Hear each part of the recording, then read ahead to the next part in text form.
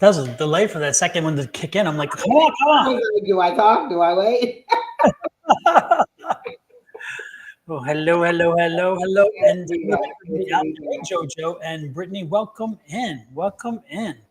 I hope everybody is keeping warm on this chilly night, even in You the. know I have my heated blanket.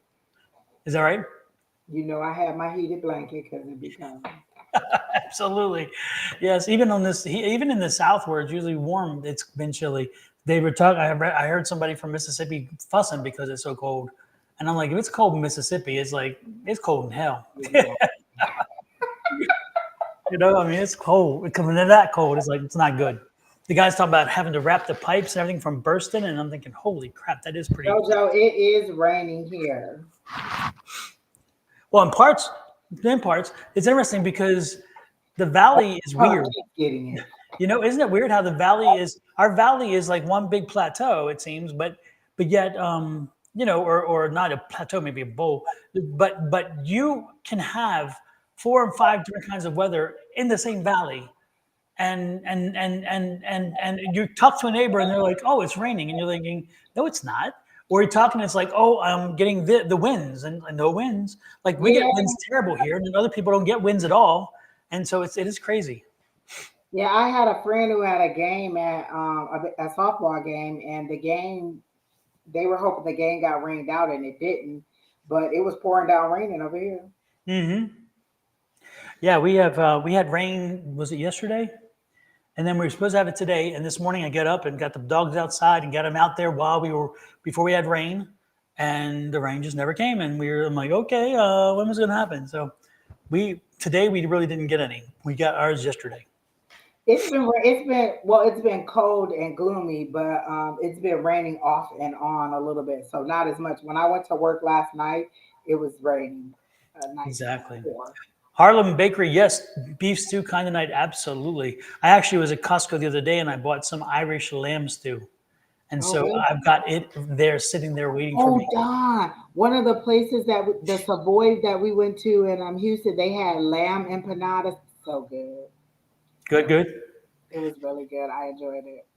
Yep, I was super, like, super. this is. Oh, and then they had this frozen Hennessy drink. Oh, it was delicious too, and it made me really want to rethink my alcohol choice. It was really good. Well, it sounds like you enjoyed Houston. I did. I had a good time there. It was so much. We didn't even get to do all the stuff we want to do. We jam packed so much stuff into Saturday.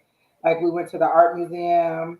We went to Oh, I saw the guy the artist who did Obama's picture. You saw his yes, he has a exhibit there, and you get this little, the little headphone thing, and you go up to each picture and scan, and it does a whole interview of him, his inspiration behind it, other people talking about him, what the picture is, what it means, what was he trying to depict. The whole thing is just beautiful.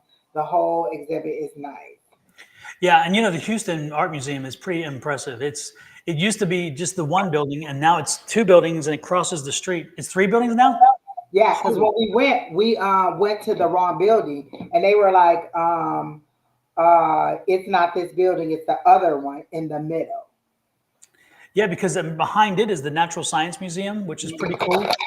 And then they had at the time we were in Houston when we were living in Houston, they had this plant that opens up once in 100 years or something, Uh, and it was opening up that day or 2 days because it's only open for 2 days and then done. And we were able to get there and see it. And the zoo is right there in Herman Park. That part of the city is like packed with so much to do. yeah, it was nice. We had a good time. We went to the brunch spot. We didn't go to breakfast. The one you said, we went to Gotti, Hmm. so that was good. Then Talk Stick was good. Um, we were just out. Oh, we went to Ratio. Hmm. It was like a lounge type place, and Hmm. it was a lot. We did a lot in two. I saw the pictures. Looked like you guys were busy the entire time. Yeah, yeah. They kept you hopping. That's good. Because the city can do that and no matter what you did, you would never have done, you could not have done everything. The city just doesn't work that way. It's just so much to do. And our Uber drivers was giving us so many pointers, like go here, go there, do this, and we couldn't even keep up with all the stuff they were giving us because every Uber driver gave us something different to do. And It was just too much. And they kept telling us to go down on Washington. There was a whole bunch of bars on Washington we could. Washington, yes. Washington is like, it was gentrified in We didn't Midtown. even get to do that. We didn't even get to do No? that. Oh No. my gosh. It was too much. We that was the night we went to Ratio. Yeah. And so we didn't get to go to Washington Street. Yeah, we went to, when we were there, we would go into the Heights sometimes. For the Heights was like at one time a very, very, very small houses and so forth and bungalows. And then it became a very popular place. And then now it's one of the crazier, expensive places to be in Houston. And it's right across the road from Allen Parkway and Memorial Parkway. And so it's right close to the Allen Parkway, which is that big, long park, that runs right through the city, and then into Memorial Park, which is even bigger. So yeah, it was we lived right down by there. We lived close to downtown. We were just outside of downtown, which was good for when I went to court, because if I had to go to court, I'd jump in the car and I'd be at the court within 10 minutes. Yeah, it was so nice. It was a lot. It was cold and rainy, but so it started raining the night we got there, Friday night, around about probably 1 or 2 a.m. And then the next morning it rained till about 11 or 12. So by the time we were ready to go to brunch, it had stopped. And then the rest of the day was really nice. The sun came out. We went to that mall that has the rooftop open where you can sit down and like, I guess, gaze at the stars or eat lunch or listen to music. So we went there. It was nice. They were having that market. Yeah. Yep. At earlier, yeah. Yeah. There's Houston. It's a surprise when I tell people this, but Houston, and I'm thinking it's probably still the way it was, if not even more. But Houston actually has the most number of live theater seats Oh, in really? the entire country.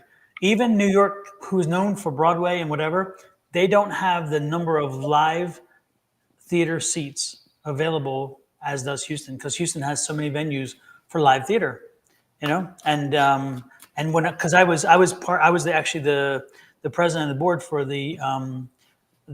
for one of the class, it was called the Classical Theater Company, and it was in Houston, and we actually worked with the people who created it, and I was the first president of the board Oh, for that yeah. theater, and the whole thing was using plays that were more than 100 years old. That was our whole thing. So they had to be, but we could read. They could be 100 years or more old, but they could be reworked to fit a modern era if necessary. And yeah, so like what is it? Something in Venice, Salesman in Venice, was rewritten in the Holocaust time and put in a concentration camp, which is quite interesting. Which is one thing they did. Oh, But wow. yeah, no, Houston has an amazing arts support, very supportive of the arts, extremely supportive of the arts. So anyway, with that said, I'm glad you had a good time. I'm glad you had a good time. It reminds me of when we lived there, and Houston was good to us. We can't complain. We like where we are now, but Houston has many good things to offer. So Yeah. But I shouldn't be going anywhere for a while, I don't think, unless, all right, I'm having my next trip is Amsterdam, so that's not until the fall. nice. Amsterdam is nice. I'm gonna sneak in your luggage. I'm gonna sneak in your luggage. Come with you. That'd I'm be fun. excited about that one too. Yeah, I think we're going to be there about 5 or 6 days. yeah. And there's a lot to do. And also make sure you get, like, if you go to Antwerp while you're there, because and by then, of course, the Keukenhof is in the spring is really crazy because it's the flower house. It's like acres and acres of tulips and stuff. It's pretty amazing. But even in the fall, with that time you go, there'll still be some beautiful, it's a beautiful country. It's just green and lush. It's beautiful. So there you go. Hello, everybody welcome in, welcome in, welcome in. Kelly Dix, nice to see you in. Hi, Don and Angie. Yes, still on Facebook. We'll switch to YouTube soon. Hope you guys are well. We are well. No problem, Kelly. Harlem Bakery. Yes, Was your name something else? Because you seem familiar, but I don't remember that name. and then, hey, Creating Balance, nice to see you in. Hey, Pamela Pila Ramage, nice to see you in as well. And Um, remember, guys, Don is like 20 away from 1,000. So go ahead and get some new people to log in, share the video, get some more people to subscribe to Don's YouTube. He's almost at 1,000. Oh, yes, that would okay, be you were Libra Queen. Okay, because I'm like, your energy feels really familiar. That's why I was like, you feel familiar, but I don't know the name. Okay, Gina says we're glowing tonight. Thank you, Gina. We appreciate thank it. you. Hey, Dr. Rivera, good to see you in. It's not thanks to the water because I have not been getting the water down, and if it is, it's in alcohol. That's how the water's been getting out through the ice cube. I hear you. Oh Hey, my Mary gosh! Jo. Let me tell you, Houston can make a drink. That's what they can do. Yes, indeed. Yes, indeed. Hey, Jojo, nice to see you in. Let's see who. Calling on Angels, Bonnie, nice to see you in as well. Hey, Bonnie. Scenaria, nice to see you in. Hopefully, Bonnie got a nice little round of love readings today. yes, she did. And true Lord have mercy. Exactly. Exactly. It was funny. I was watching, and then this little twerp come in and wanted me, going to DM me, DM me for a reading. And I'm like, really, really? No, no, no, no. Oh my gosh. It's like, Lord have mercy. At least know something about the and get the right people. Don't come after the people who would give you the grief. Because I kind of gave them a little bit of grief. No, I wasn't too bad. I was kind of nice. Hey, Sonaria, are you finished with school yet? I'll be looking for you when I'll be on the plane. Like, I wonder if Sonaria gonna ever walk in. Are you done? Oh, wait. Colorado, right? I think did she say? I can't remember. I thought it Where was are you at, Colorado. Sonaria, having your training? We forgot.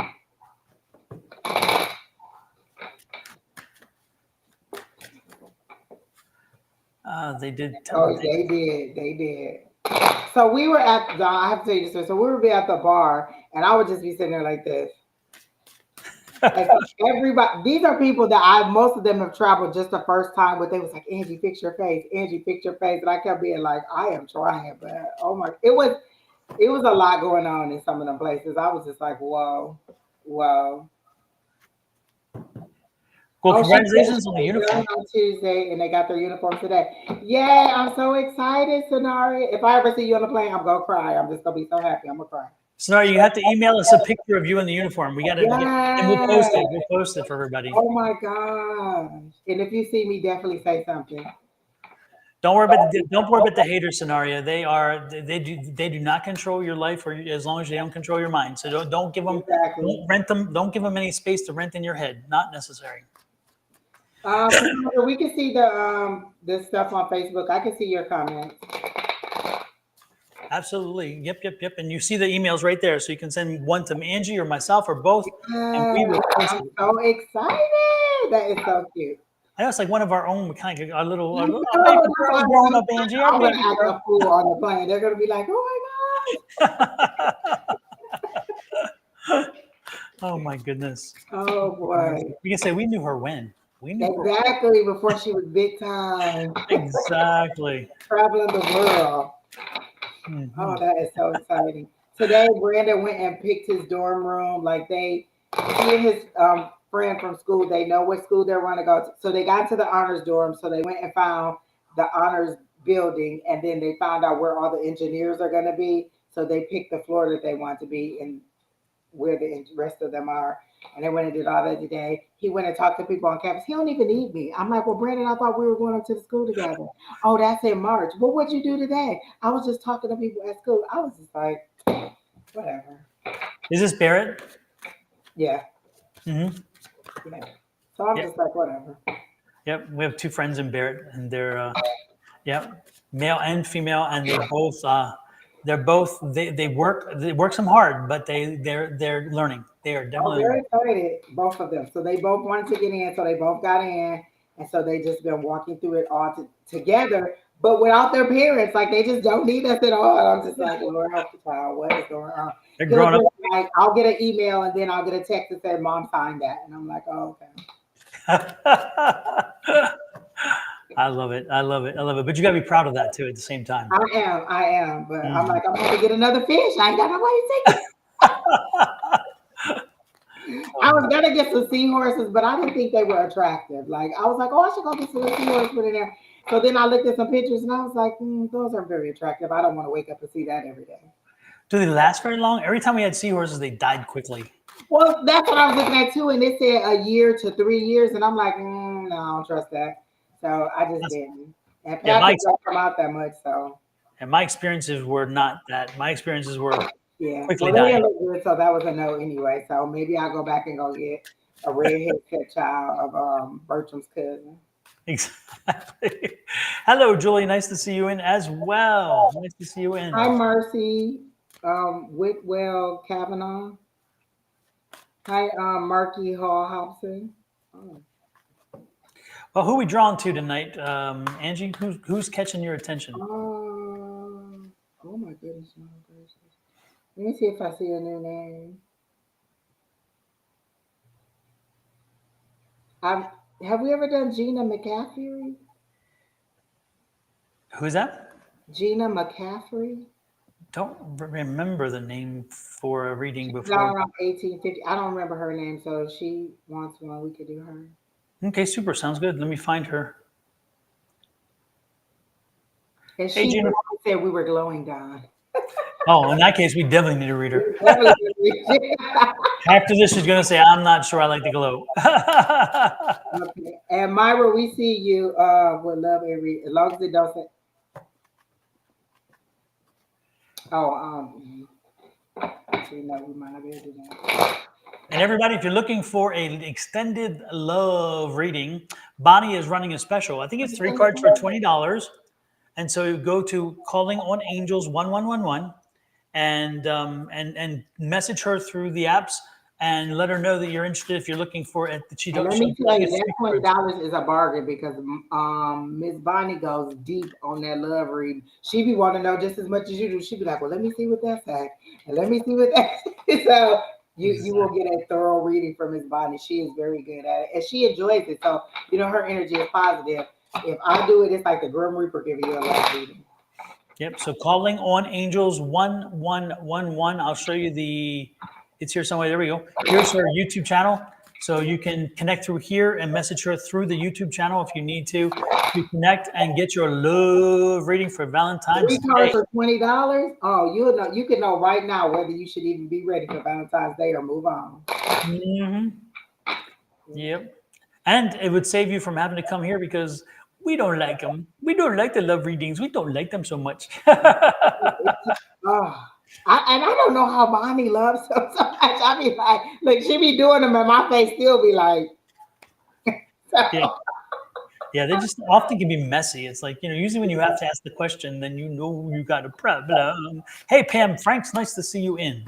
hey Pam, I heard you almost ready to go dancing again. All right, Miss Gina, you didn't give us a question, so I guess you want a general reading. Um, and I immediately, when I said your name, saw you in a car at night. There's lights on the dashboard or shining in from the city, so you seem to be going somewhere at night in a car. You're driving pretty slow. It's a loud, like muscle car, so I'm assuming this is like representing masculine energy. Um, you are. You seem to be in a good mood. There's a nice song playing on the radio. I can't make out what the words are, but it's an upbeat song. And you're traveling through the city. I can't tell if you're leaving or going to a city, but you're traveling through the city. So for me, that's a journey. It's nighttime, so either you don't want people to know, it's something done in secrecy, but I don't feel like it's secrecy as in shame or something bad. It does feel like you just are enjoying yourself and have a leisurely time. You seem to be in hermit mode, but in a cool hermit mode way, like you're cruising in a car in hermit mode, kind of reflecting on things, how your life is going. I feel like maybe your birthday's coming up soon, and so you're reflecting. If so, what your guides are saying is that you're right on track. Don't worry about where you are, if you're ahead, if you're not where you should be. If you're on track, you seem to be on track. You have had a few financial setbacks because they're showing me X's through dollar signs with wings, and so it's like your money was cut in half or it was decreased in some way. But you are on the road to getting back to that. So that could be where you're going, to another job or to some better opportunity. But you are on a journey traveling, but it seems to be in a joy. You are by yourself, and they are showing me that you are picking up momentum in order to start, bringing in more money or to recoup what you lost plus more. So I don't know if that's what you want to know, but that's what I got. Let's see what I got for Miss Gina. When I think of the name Gina, I can't think of Martin. Martin. Yes, Gina. You know, I love. I can never remember her. I used to remember. I've lost it, but not Gina, but the friend. Tachina Arnold. She's on the neighborhood. You were talking about. Yes, Yeah. that's what I was going to talk about. She had a long career. She Like has when had I go back and see her on Little Shop of Horrors and all that stuff. Yeah. And just to see her longevity, she keeps a syndicated show. She keeps Yes. it under her belt. Yes, and it's like she's always on somewhere, sometime. It's because of the show she's chose that she was on, and I love it because most people may not notice about her, but she has an amazing singing voice, amazing. And when she lets loose, it's like wow, it's amazing that she hasn't done musicals or something to really to show off that because And even though she's funny, I feel like each character has a different funny tone to it. Like she still makes them different. It's not like her playing the same role over and over and over. She like makes each role unique every single time. Yeah, because like the role in Martin is nothing like the neighborhood. You know, or like everybody hates Chris. That mom is totally different there too. So I just look at how different she is, but still funny and still herself in each one. So I love her. Yeah. And I tell you what, when you think you can do the mugging thing, I can tell you what, when she gives a look, in that look, she can express so much, And I'm telling you, Cedric the Entertainer, I know he's a funny man, but I'm certain times in the outtakes, I'm sure there are times where she cracks him up. Yeah. Because she just has that look about her. When she turns and gives you a certain look, sometimes you're like, you can't help but laugh, And their neighbors, I remember the wife from Two Broke Girls. I liked her in that. Yep. So it's a very nice cast. Yeah, it's a very well, and I think they did a great job. The chemistry is good there. Absolutely. Even the sons, I like the sons, and they're so well cast for the roles they play. It's good. Yeah. So anyway, let's see what I got for Gina. Gina.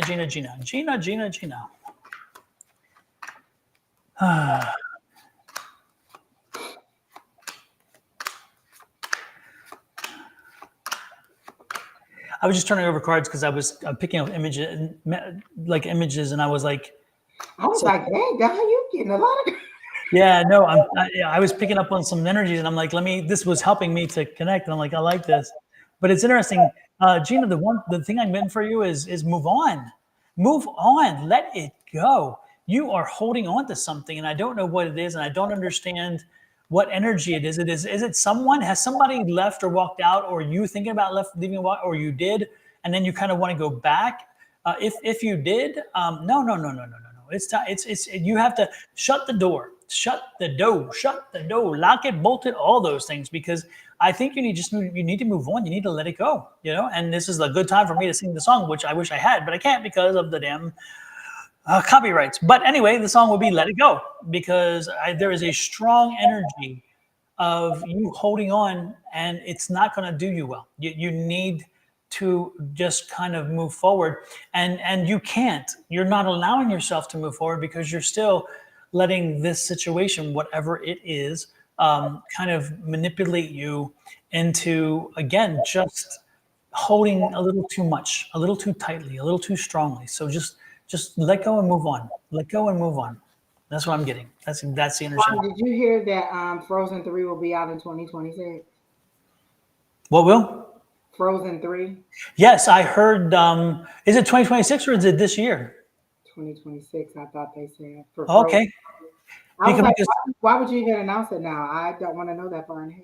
Yeah, Disney was saying they're going to release Toy Story 5, Frozen 3, and then there's another one they did that's a sequel, and they're all three of them getting ready to do. Maybe get started. Utopia 2.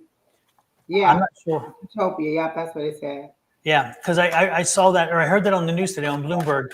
They were talking about it because one of the companies that have a large investment in Disney want to split Disney into its entertainment, like the properties into one, and then an entertainment arm into another. And I thought, how stupid is that? Why would you take the entertainment away from the parks? Because the park is the entertainment, and the movies feed the park, and the park feeds the movies. I don't understand why people thought that. I do see why they think about getting rid of ABC and stuff, but ABC is a great vehicle for Disney to use its product. So I don't know. I thought there was not a wise thinking going in there, but Wow. it's crazy. So anyway, can't solve the problems of the world or Disney, but we can ask for ratings. Will be out in 2026, and Zootopia will be out in 2025. Yeah. So who do we have next? Let's do Patty Singer. Patty Singer. Oh yeah. Oh, I saw her name too. Let's hook up Patty Singer. Patty Singer, do you have a general or a specific? And if it is specific, let us know what the specific question would be.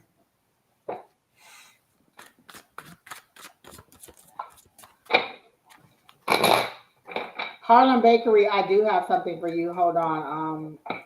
I got an image for you, so hold on. I got something. If I don't forget it. Don't forget, folks, if you are on Facebook, we love you on Facebook. We do. But we are doing a major push to get folks onto YouTube and to our channels as subscribers. So if you could, we would appreciate. Go to Angie's YouTube channel. If you don't have an account yet, it's free. There are no charges for YouTube channel. Set up a YouTube channel, and then if you want, just click on this thing, take your camera, click on this, or click on the link in the thing, and go to Angie's YouTube channel and connect. Therefore, also, if you make sure that you are getting notices, you will get notices every time we go live or post something, and we would appreciate it. Again, that's Angie's channel, and if you're not a member of my channel yet, I would invite you to do the same to mine. We would appreciate y'all can hear me because the microphone was way across the table, so I don't even know how y'all was able to hear me. No, we could hear you. Yeah. I don't know. Well, this is a very good microphone.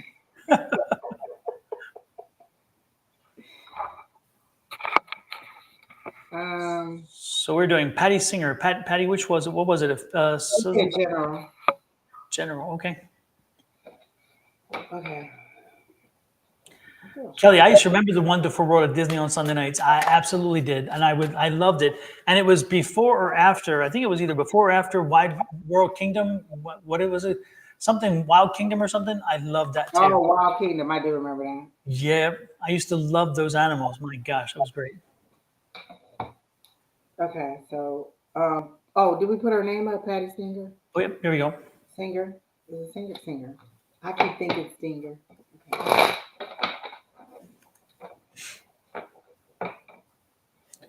I see you falling off of a horse, Patty. So, and then I keep hearing get back in the saddle, but you're not falling completely off. It's like you fall, you're upside down, riding the horse the wrong way, and then you're like being pulled back up on top to get a go at it again.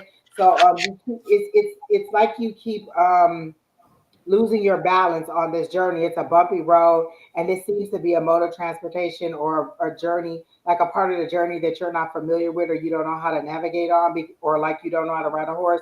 So if you're in a car, you would be perfectly fine and perfectly comfortable, but you're on a horse, which to me is a more exposed journey. It's a journey where you are by yourself because you're on a horse.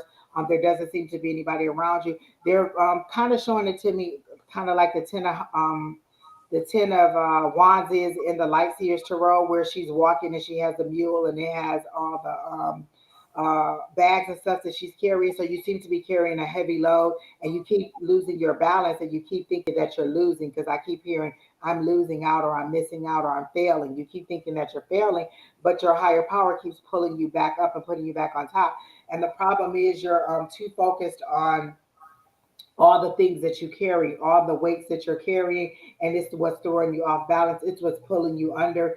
But your higher power isn't letting you fall off. They're keeping you moving, but sometimes you're out of sorts while you're moving. So when you're upside down, you're out of sorts and you're confused and you don't know what to do. You don't know what decisions to make. You may be a little bit having kind of highs and lows of kind of in and out of sadness, a little bit of joy, a little bit of sadness, like you're going in and out of emotional roller coaster type situations. And they're saying that you need to focus more on the journey and what's important to you, and drop some of these bags. Like they're showing, if you drop some of those weights, you wouldn't have so much that's pulling you down and keeping you from holding your balance, and then you could go faster through this journey. Because the next thing they showed me is a Knight of Swords, which is somebody who comes in and cuts through the chaos, but he moves very fast, and so your journey will speed up, but you have to drop some of these weights. So it may be other obligations that you've made to other people, or things that you're carrying that do not belong to you, because this does not seem to be all the things that are that belong to you. You're carrying other people's baggage, and it's weighing you down, and it's keeping you from progressing forward, and it's keeping you feeling like you're failing or stumbling over and over and over again. So that's what I got for you. Patty, the first thing that came to me and the thing that keeps drawing to me is marketing, marketing, marketing. You have a great product, you have good products, you have knowledge of your product base, you have knowledge of your consumer. So you need to be getting out there and finding ways to get your product in people's hands, in their stores, in their shops, be a vendor at psychic fairs, all those things that can get you and your product out and about. Because I'm feeling like the big thing is that I think you want to expand your product line. I think you want to see the sales go up. But again, I think there's so much more you can do. And so the thing I'm getting is get out there and get to marketing, get to networking, get yourself invited to or push your way into a number of events that will get you get eyes on your product and get eyes on you. Additionally, that happens when you are again connecting with the community. So make sure that you visit some of the local shops and make the connection to the owners and make sure you know who they are. The good thing is the local shops are usually locally owned, because that's why I call them local. But they're smaller and they have flexibility in buying product and so forth. So you don't have to worry about like these big chains who say, well, we can't buy your product because we have to get whatever comes. No, you need to get out there. So yes, absolutely. She says, I can take that totally. Yes, struggling with my online store. My day job takes so much of my time right now. Yeah, but the interesting thing, Patty, is that you don't have to work harder, just smarter. And so the one way to do it, again, is finding ways in which you can use the network, the internet and the network to make those connections. Make Like sure. does it feel like she needs to automate a lot of stuff down, like have it where you don't have to be so much a part of the process or until it's the final shipment or something. Like you seem to be way involved in the entire process, and it bogs you down and slows down the cogs in the wheel. Yeah. Yeah, absolutely. So Patty, find ways in which you can again enhance your marketing techniques. Do things that do cross collaborations. So in other words, when somebody else is doing something else that you would be a good fit for, then offer to do something with them. Make sure that they're doing something. If somebody wants to talk about maybe some metaphysical stuff, say, hey, let's talk. Can I come in and talk about crystals? Another way to do it is set up an interview. Have somebody interview in a podcast, or let Angie and I do interviews with you, because we have done interviews before and have no problem doing it. We haven't done that in a long time. It I has would been a love while. to do that. Absolutely. Oh, a series of interviews. I would love it. Yeah, we haven't done that in a while, and it would be a good thing. And therefore, the interview again gets people to know you and know your story. And sometimes by knowing you and your story, they want to invest in you by buying your products. So again, use your tools at your hands, at your disposal, and do things wiser instead of harder. Okay. Mhm. And again, it doesn't cost a lot of money. I'm not telling you spend a lot of money on marketing. That's not what I'm saying. You And can this do a lot is without. the one who had the store that the friend used to own? Or is this just her own online store? Because there was somebody who had a friend who passed and she wanted to take over the store. So this isn't her. Oh, I don't know. You know me, my memory. I don't know. I have no idea. Hey, Shauna. Hey, Sean, and thanks for the compliment. Yeah, we loved interviewing people. We enjoyed it. Yeah, and we tended to. It was interesting because between the interviewers, we wound up asking pretty much most of the questions you would need. But I think if we were doing one-on-one, we would probably miss quite a few of them. But we were good with the tag We team. fed off of each other so well. Like you would spark one question in me, and I spark one of you, and we just kept the interview rolling. It was always fun and lighthearted. It never seemed like it was, having any low moments. I loved all of them. Sometimes I go back and watch them just because I think we're funny. Oh, and we even had some folks who were so amazing on their own. They were so funny. They brought so much energy. They made our job so easy. Remember that? Yeah. Yeah. Like Catherine. Yes. I'll Oh, when never I forget the dropped, first oh, thing we asked. first 5 minutes, we were dead, cracking up, and could not contain ourselves. She went off really fast. She did. When she started that interview, we almost, all of us almost like lost it right Hey, there. guys, all the interviews we're talking about, you can find in our videos. It will be back a couple years ago, but you could go on there and see all the interviews that we did, and we are hilarious, if I do say so myself. Exactly. Exactly. So yeah, Patty, know that there are possibilities. Just try to reach out, connect, use your network, use your community, and then get yourself back in front of people's eyes. Okay. And smarter, not harder. Okay. Smarter, not harder. Now you said that you had something for Harlem Bakery. Yeah, Harlem Bakery. But Samantha, the lady who said she lost her keys, and I normally don't do this, but as soon as I read that long question that you put in there, I saw them outside in the dirt. So I don't know how they would have got there, but I don't feel like they're in the house. I feel like they're outside on the like maybe they fell out of your pocket while you're walking up to the car, but it feels like they're outside in the grass or in the dirt somewhere. It doesn't feel like they're inside. And then now I have to try to thank you, Miss Linda. It is my birthday month, y'all. I'm celebrating every single weekend.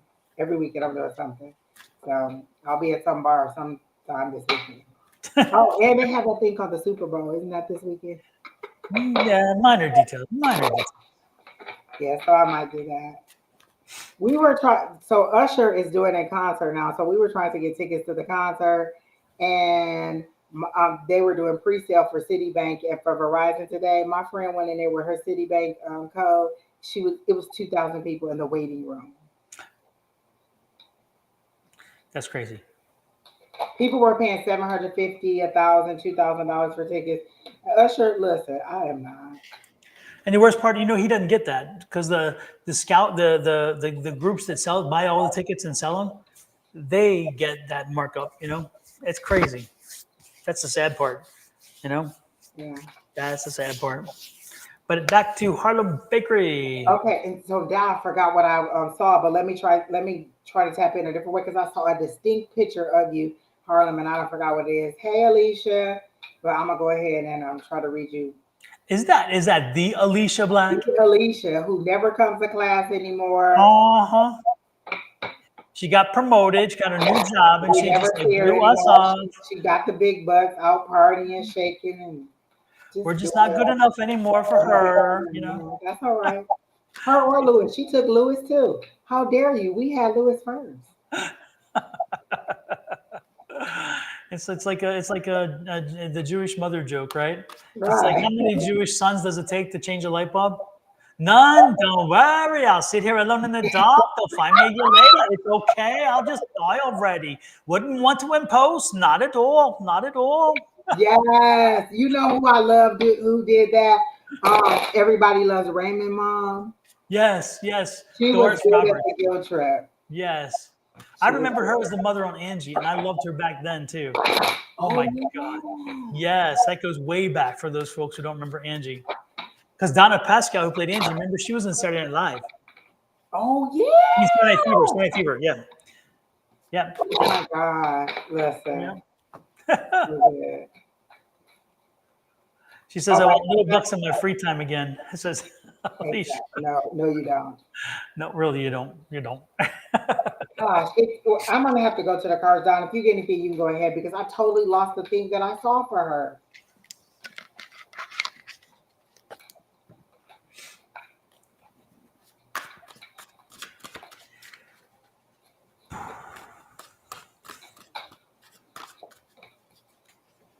Oh,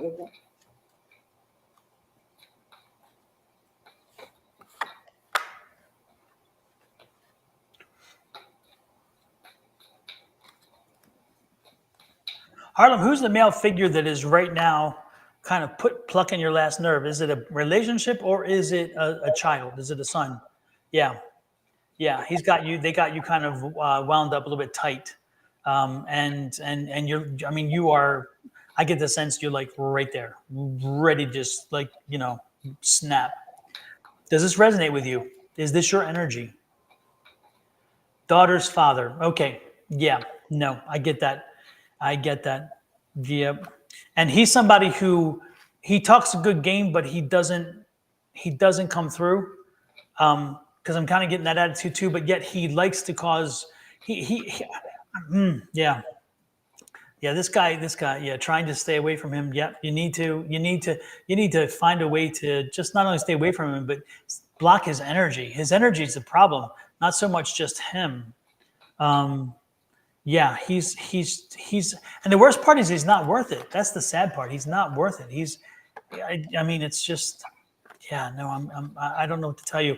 All I do know what to tell you though is again, figure out a way to block his energy. You know, do whatever you can to block his energy. Don't let that energy seep into you. Don't let him rent space in your head. He is not worth it.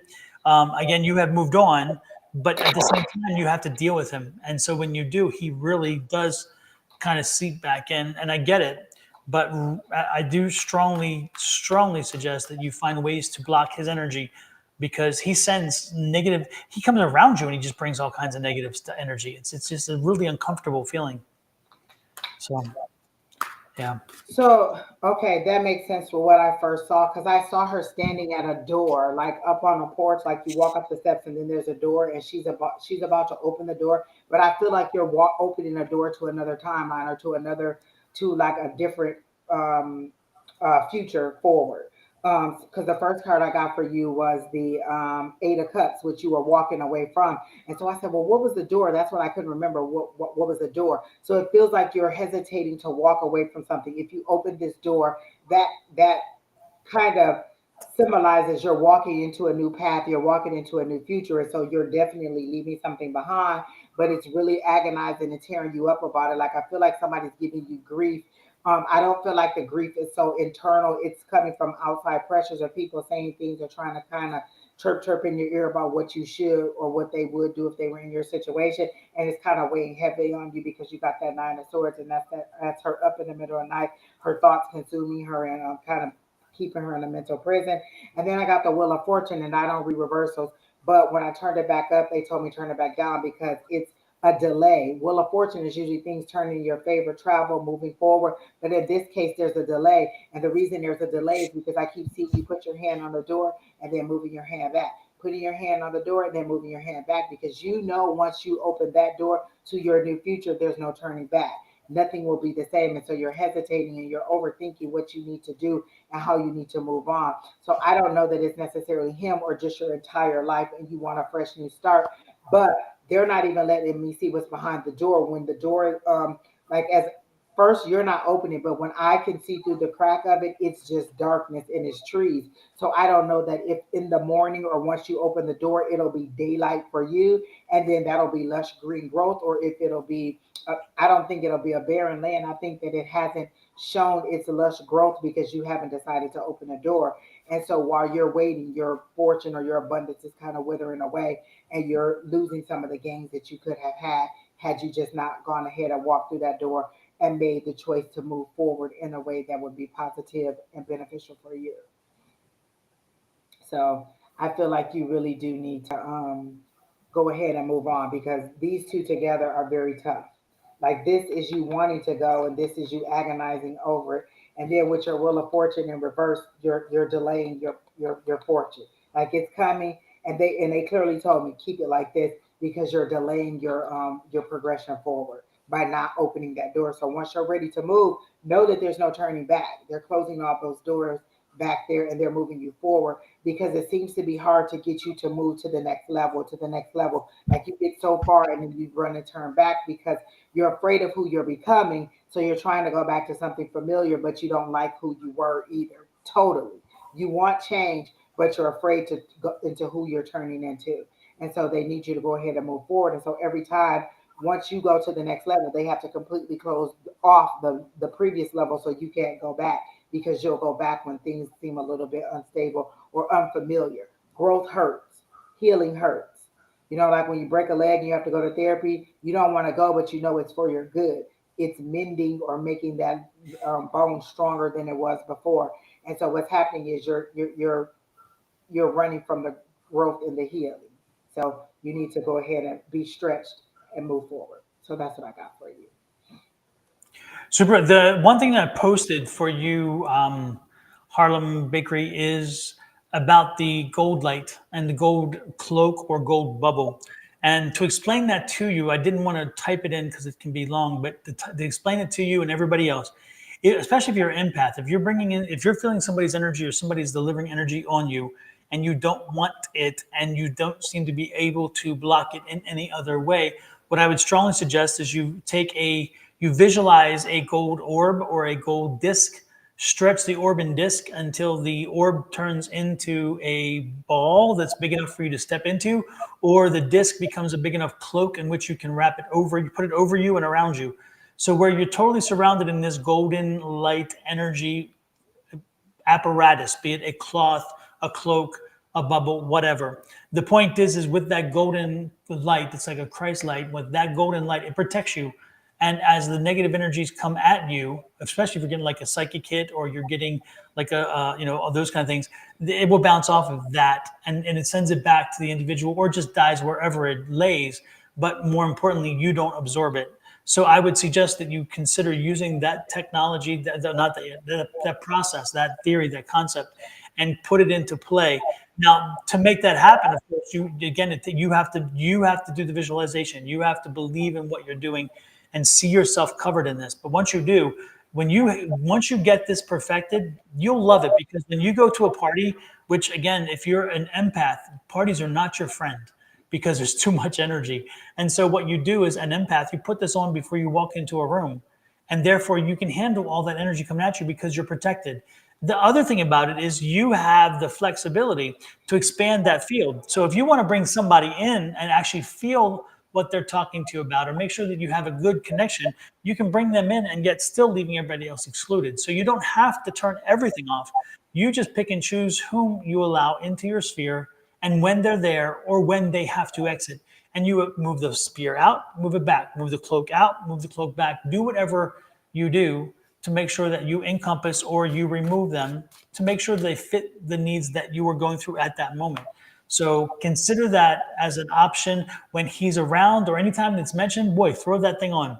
Like, you know what? I don't even want to hear But it. sometimes you have to physically put it on. Like what for me to learn the bubble, I every time had to do it just like this and stretch it over me until I got to the point where I knew how to just mentally do it. But until sometimes you need that physical thing. If you need to see yourself putting a cloak on and tying it around your neck, then do that. So that you get the mental imagery and because the mind doesn't know. The mind doesn't know that it's a fake cloak. To the mind, you're putting on a cloak, so you put your cloak on. And that's what you Exactly. do. If you really need something physical that you cannot, because you can't do that imagination thing, I remember Levita telling us you could carry like a round or like a crystal, like a black obsidian or some kind of protective thing, tiger's eye. Carry that with you, and you could put people into that room. You could put people who are like causing you emotional distress, or you could just tell your higher power to put everything that will cause you emotional distress into this rock and carry that rock in your pocket. And then that way you could just rub on the rock while you're there. Or it could be protection for you. There's different ways you can do it if you can't imagine it. But I listen, I could do all of it. If I don't have my bracelets on, I could put that gold ball right over me real quick. Well, I'm having to deal with it. And sometimes you have to do that. And sometimes you have to put people in their own little ball. Let me put you in a ball and just send you away from me because you are too much. You are the one that's too much, not me today. It's you. And so you just do what you have to do. And then as far as you having a hard time leaving somebody alone, listen, listen. My guys know when I say I'm done, there's no more discussion about it. I will look at you like, that's rather unfortunate. You know, and will have no feelings for you at all. Zero zip zero none. Can walk past you like you never existed and not even speak to you. Oh, do I know you? Oh, okay. See, you have to learn the art of I'm just done with it. You have to choose you over that person. Am I going to allow you to antagonize me and disrupt my disharmony in an effort to be cordial? Or am I going to totally excise you from my life and then give myself that peace? And when you figure out how to interact with me on a way that is peaceful for both of us, then we can communicate. But if not, then I don't have to communicate with you. I'm not going to allow you to disrupt my harmony. And so a lot of people just need those doors shut behind them and move on. And all those guilt trips don't work because there's always legal ways to do parenting without you having to have that stress. Yep. And once you start getting the authorities in and they see the patterns, then people either start to act right or they completely disappear. But it doesn't disrupt your peace. I love the way the court system does it now, where you can make both parties have to go through this app. And so all communication is in there. It's no, oh, I emailed and I didn't get the email, or I didn't, or I deleted the email. Everything stays in there of record. So there's different ways you can do parenting time if that's your issue too, because I do feel like this is the weight of that person kind of using the kid to try to keep you connected. But the one thing that Angie said that I would like to reiterate is you got to put you first. Yeah, and that's the thing is that so often, even in conversations, oh, I got to take care of my child, or because of this, my child. No, I totally get the fact that your child needs a father. I totally get the fact your child needs a relationship with his father or her father. That's not what we're saying. What we're saying is that in these situations, put you first. If you can't handle the mess that he's throwing your way, or you don't want to handle the mess, it's not about him or about the child. It's about you. So there are other ways to accommodate the need of the child and your needs in a way that does not put it in conflict with your health. And that's the key. So again, sometimes you do have to put yourself first, and that's the biggest part of the equation. And sometimes it's the most difficult for people to do because again, we're raised to not be selfish and not be thinking of ourselves. This isn't selfish. This isn't thinking of yourself. This is you preserving your health, you preserving your integrity, you preserving your psychological as well as physical health. I mean, it's just it's insane And what. she says that she's trying to set boundaries. It's one thing to set boundaries. Are you able to maintain those boundaries? You can draw the line in the sand repeatedly and they keep walking over it. Are you maintaining that boundary? Because if you're going to tell me no, but you're going to allow me to do it anyway, then your no means nothing. I'm going to keep walking over you because you keep letting me. You keep pulling the line back until I'm right in your face. You're not maintaining your boundary. So setting the boundary is one thing, but maintaining it is another. That's Yes. where you seem to be falling at, is you set the guidelines, but you give in. And sometimes it's, listen, my higher power had to tell me, I know you think you're being nice to this person, you're trying to help them out because they're in a need, but they're not learning their lesson. You're prolonging their lesson by stepping in. Allow them to get their karma, their lesson, or whatever it is, and stop trying to rescue them. You're stopping their progress. So if you really want this person to learn and to understand what's going on, you have to allow them to deal with the consequences of their actions and stop giving in. So once my guides put it to me like that, like, oh, you're keeping them from learning their lessons, it didn't hurt so bad when I had to step away. Okay, that's what you need to do, or that's the lesson they need to learn. I can stop coming in trying to rescue or be the amicable one. I'll allow you to get your licks, allow you to get your hurts and everything you need to, and then it'll make you a better person, or it'll at least make you a different person in this situation. You'll understand that I am not always going to be there for you to either harass, walk all over, or mistreat. You have to get yourself together. So look Yep. at it that way from that perspective, as in they're never going to learn if you don't allow them to get to deal with their consequences. And Yep. consequences may be going through the court. Oh, and she asked what the app is. The app is through Defender the court, so it's all through their system, so they can see everything that's being said back and forth, and what kind of communication is going on. So it's through the court. So I guess once if you were to set up like parenting time or something like that, you could go through that app and they can see everything that's in there. Because you can also communicate with like your aide or your case person through the court. Yep. So start with you. Do the work on you to make sure that you are protecting yourself. And by protecting yourself, you're helping everybody else. I promise you. I promise you. And remember, your actions set a tone for how your daughter sees you. If you have a daughter, remember she's learning how to be a woman through how she sees you be a woman. Yep. Yep. Yep. I saw a video today. I posted it on my Facebook page, my private Facebook page. So if anybody used my personal Facebook page, you saw it. But it was an amazing song I'd never heard. And it was being sung, I think it was on the Kelly Clarkson show or something. But it was Kelly Clarkson and I can't remember the other girl's name, Miranda something, maybe, I don't know. Anyways, they Miranda were, Lambert? no, not Miranda Lambert. But this woman, she wrote this song and it was about, what was it, confidence or something? It's like, it's a self-doubt or whatever. I forget what it is. And they address it as in, and the whole song is about it. but it's phenomenal, and it's about like Isn't that song where she sings, I don't need you to hold me, I don't need you to love me, and there's like a choir sometimes singing along with her? Because no. Kelly Clarkson released a new song late last year, two songs that Hmm. were very girl power.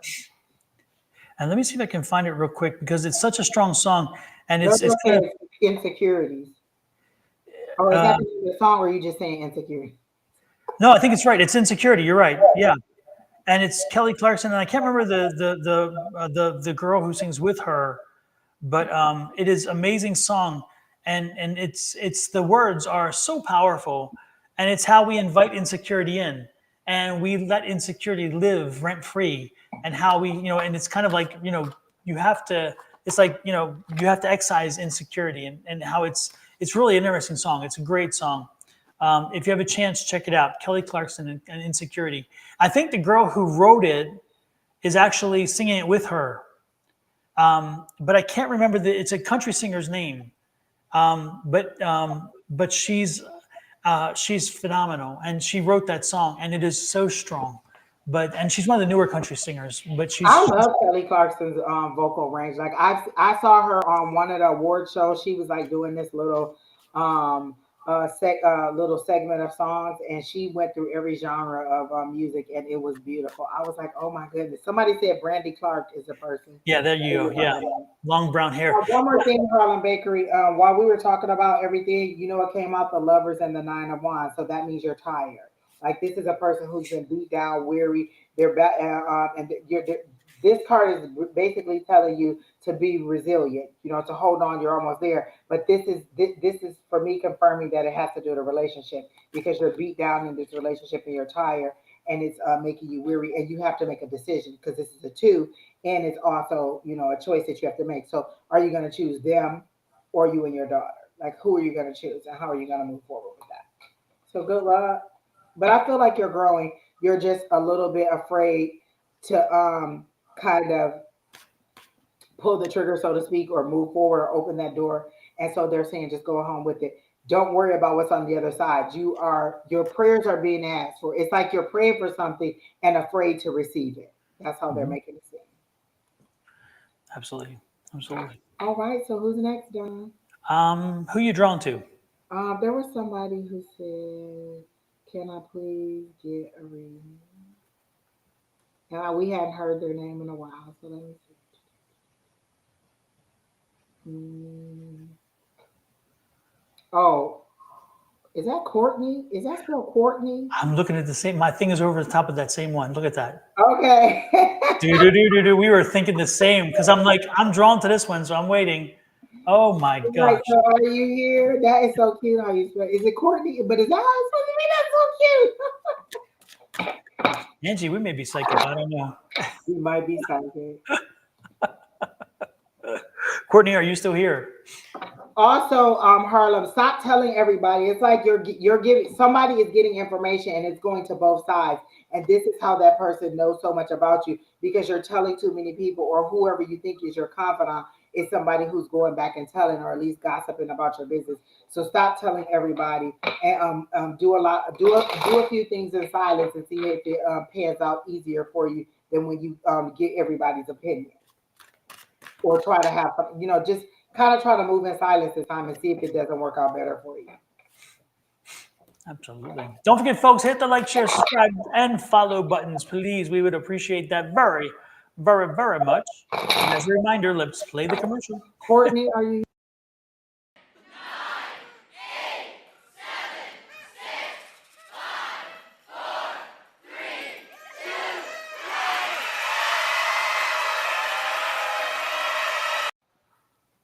And for Angie and those folks who have a birthday this week, next week, anytime this month, this is for you.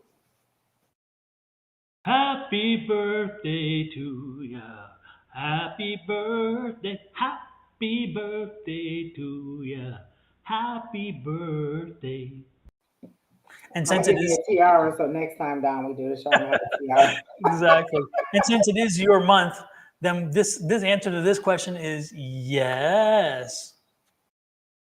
Mama, could it be me? We were talking about that today on another show. I was Oh, watching. I heard them. Oh yeah, no, it was last night in class. Was it last night? Okay, because we hadn't heard it in a while, and I'm like, yeah. I told him I would play it tonight. So no matter what, I was going to get it in now, just in case we forgot it. You know? Exactly. Oh my gosh, Don. That's all Oh, my. the other one. You know which other one we haven't seen in a while, and it's one of my favorites too. Do it. No, don't do it. No. Don, I said that so many times this weekend. Don't do it. I still love that one. Well, it's funny. One time, Angie and I got together, and I told her I was after a show, I think, and I said, "Let's stick around and let's record some of these." Oh, And we recorded a bunch of them, and I started putting them to these things. And I just thought it took me a while to find out the right. that is my favorite one of all times. I love it. Oh my goodness, I love it. And we used to play that one a whole lot. Lord have mercy. Yeah. And Lord help the child. I say it so much, people online that I'll be on my post say it too, because I just be like, I'll be serious too, because I'll be like, Lord, maybe I'm not understanding this. Help me to understand what is going on. Maybe I don't see it correctly.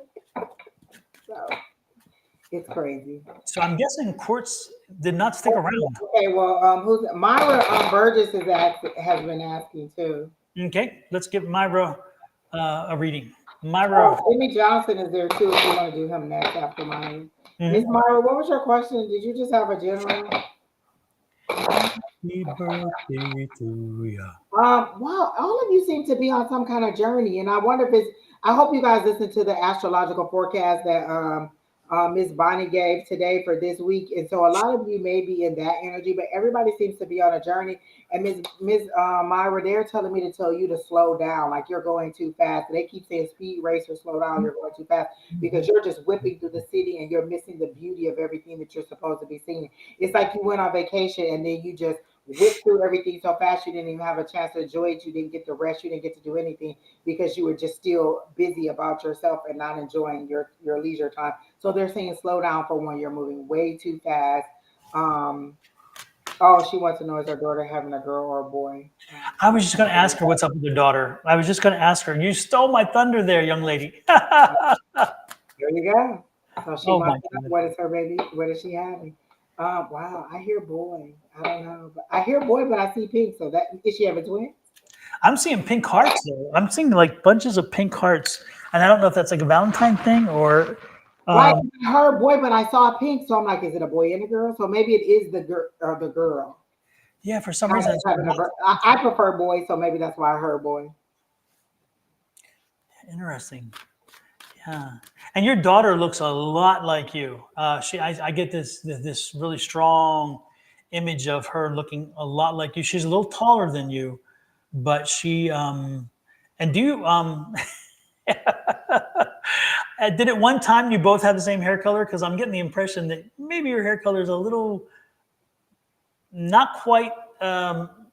It's your choice of hair color. I'll put it that way.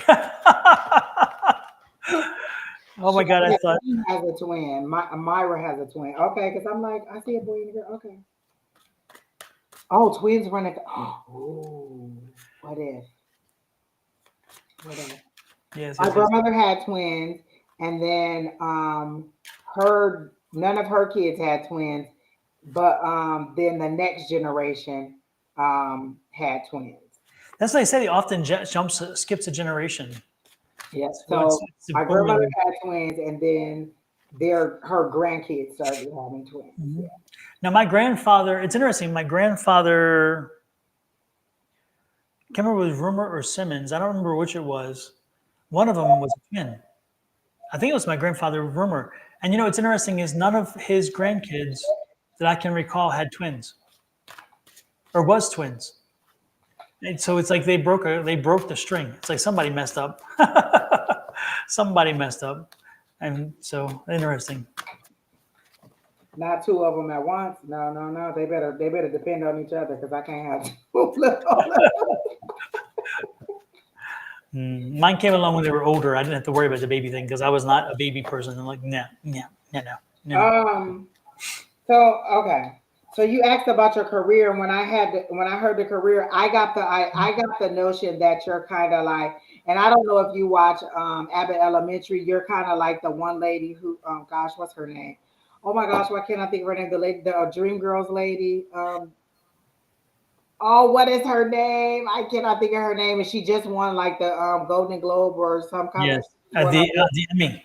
Yeah. it, she's on. Shirley Ralph. Shirley Ralph. Right, yeah. Okay, so she's on Abbott Elementary, and she's this very she's an older teacher. She's very stern and set in her ways, and she likes things traditional. She doesn't like a lot of technology.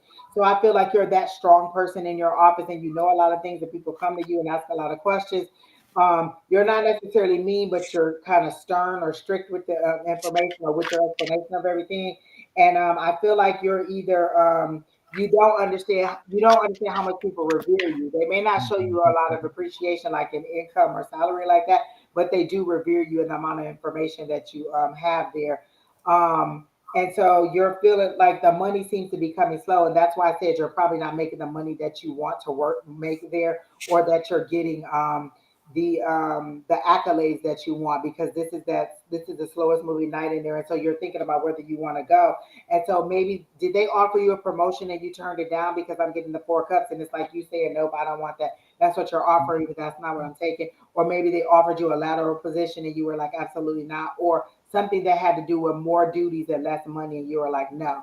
So it seems to be you're turning something down and you're thinking about whether I should go somewhere else to make more money. I heard a yes, you could make more money somewhere else, and it'll give you a fresh start and a fresh attitude. Sometimes we just need to, we can do the same thing we were doing. We just need a different place to do it at, or in a different department, or to move along in our journey. So maybe you're just topped out in that department or that company, and you're ready to move on. But I'm getting a positive move forward on the career thing, yes, and that you could be making a lot more money than you're wanting to make. I keep hearing 90,000, like that's what you want to make, or you want to get somewhere around that 6-figure salary, but I'm hearing 90s, 92, 97. And so it could be that you're just ready to move on. And the universe is saying, go ahead and do it, pull a trigger. Tell us what you want and we'll give it to you. A lot of times we'll say, I want more money. And then you'll get like $1,000 more. You'll get like a little bonus or a little something. And that's not what you meant. What you meant was, I want $10,000 more, but that's not what you said. I just want to make more money. No, I want to make $10,000 more or more than that. Like give the universe your, this is what I want, and then allow them to take you higher, or to give you that or take you higher. But if you don't give them anything, then that could be anything. Like Don always says, you could say I want to win the lottery, and then you go and buy a lottery ticket, you weren't specific, and you win $2. You did win the lottery. You have to be specific sometimes. And a lot of times it's like, oh, whatever the Lord wants for me. Well, no, it's not whatever the Lord wants for me all the time, because what if he want me to be a nun? I just can't do it. Lord, that's not my ministry. And so you have to give the your higher power something to work with, and to tell them, it's a co-creation. A lot of times we lay down our power and give away all of the magic that we have by saying, oh, just whatever the universe wants to give me. Nope, I'm very specific. I need you to know what I want, when I want it, how I want it, and we can work out the details of how it's going to happen. But you're always going to know what it is that I want, and that's your problem, is you're not saying what you want, what days you want to work, where do you want to work, how much money do you want, how much vacation do you want. Put that out there so that package can be given to you, and then that way you won't have to struggle so much with how you want to move forward. So that's what I got for you, Miss Myron. Nice. As you know, Shirley Ralph was she was in Designing Women at one point at the end of the run. Oh, really? Yeah, she was. I remember her from Moesha. She was also on the show Moesha, the Brandy show. Yeah, she dated Anthony on that show. Yeah, yep. For I guess for like 1 or 2 shows or 3 shows or something. She was on that show, and then also she was she actually had a disco hit and called In the Evening, and so again she's been around that long. Yeah. She's had a long, and her career is nice now, and she's really funny on Abbott Elementary too. But you Yeah. seem like that person who has that strong will when it comes to your processes and things that you organize and do for work. But Yeah. you don't seem to have that strong will to put forth to tell the universe what you want. Yep. Super. All righty then. It all works out for you. And let us know, one, if your daughter has twins, and then Don, you got a girl. I heard boy but saw pink. So that's both of us with a girl. And then someone else said twins, a boy and a girl. So let us know what happens. I'm so excited. When's the baby due? Like about what time? Oh.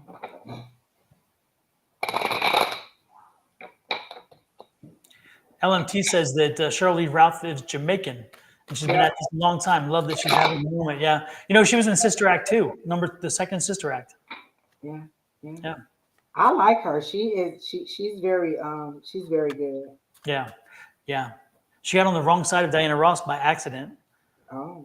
because of remember when she did Dreamgirls, Diana Ross was pissed because she thought that was about her, and so Shirley Ralph was one of the actresses, and so there you go. All Angie, right. you're on a roll tonight. Alexa said. All right. Immediately when Alexa said, "Can I have a reading?" I saw her feet in cement blocks. Like she's being weighed down by something and she's having a hard time picking them up. But I feel like it was a sign that said wet cement and you stepped in any way thinking that it wouldn't happen. And now you have these heavy cement weights on your feet and you're upset and you're like, why is this taking why, like why did I do that? Like you knew it was the wrong decision to make, you did it anyway. And so now you're carrying these heavy wet cement blocks and you're unhappy with the load that you have to carry. But they're saying if you just kind of put your foot down hard enough, you'll break off the cement and you can shake your feet out of that or kind of shake the dust off and walk away from the whole situation. They're showing me that story in the Bible where it says like if they don't accept you in the town that you go to, shake your sandals off and then move on and leave that city and never come back. And so what they're saying is you stepped into the wet cement. You're carrying these cement block shoes or this weight that you've the consequence of doing something that you knew wasn't you should not have done, and then now you're wondering how to get out of it. And they're just like put your foot down, like literally stand on your ones and twos, and then you'll drop the cement blocks off and you can move forward, and and you won't have this weight to carry. And it'll stop being so gloomy because it seems to be gloomy, like you're in like a rainy, cloudy day. Like it reminds me of a Seattle type area, like it's rainy and cloudy. And if you once you take the cement blocks off, then you step into the sunshine. And they show me the sun card. So success and achievement and travel and moving forward for you.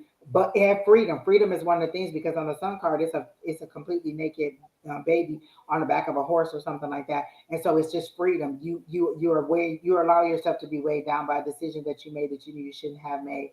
And so now they're saying this is how you can move on by just kind of putting your foot down, making the decision to move forward and stepping into the sunshine and your achievement. So that's what I got. Who are we reading? Oh, Alexa. Yeah, I read for her last week, and again, I was reading that she got into a new place, but she's like not there. She's there temporary. She won't be there permanently, and so don't get distressed. Don't get frustrated by it. Just know that this is a stepping stone because it's a necessity based Oh, on that must be the decision that she made that she knew she wasn't happy with. right. Yeah, it was a necessity. Okay, you stepped into it and you did. Okay. Yeah, and I told her it will soon pass. This is just what has to. It's what has to happen. It's kind of like it's part of the thing. But again, this is not permanent. This is only a Do you stepping. have a dog, a little chocolate like poodle or some kind of little dog that looks kind of like poodleish, like kind of that kind of hair, like that, a little dog like that? Because they're showing me a little chocolate dog or a little, or even a lighter version of it. Have you had multiple dogs that have passed or animals that have passed? Because like it's like someone's trying to comfort you, an animal is trying to comfort you.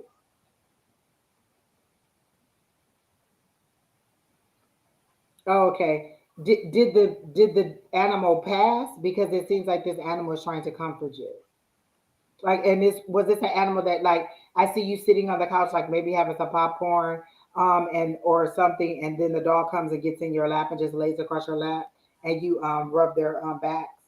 So yes, because they're very little lap dogs, and so they seem to be trying to comfort you because you seem a bit lonely. You seem to be like in a space where you're in, like even if you're not in your location by yourself, you seem to be rather lonely or rather feeling alone. In this situation, they're trying to comfort you in your time of need.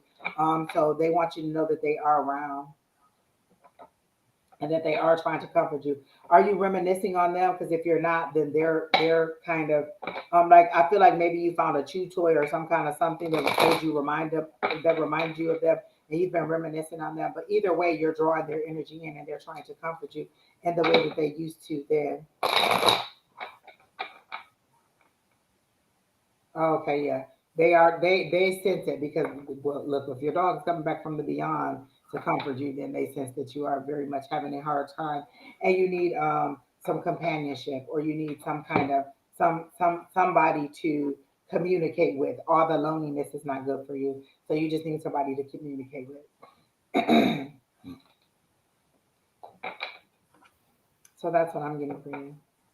Super. Then who is next? Oh, is that Johnny person in there?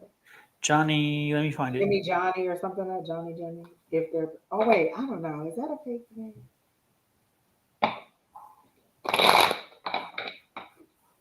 I don't know where they went. Jimmy Johnson? Yeah, is that person still there? Did they ask for a reading? Yeah. He said, can I please have one? Jimmy Johnson, are you still here? Jimmy Johnson.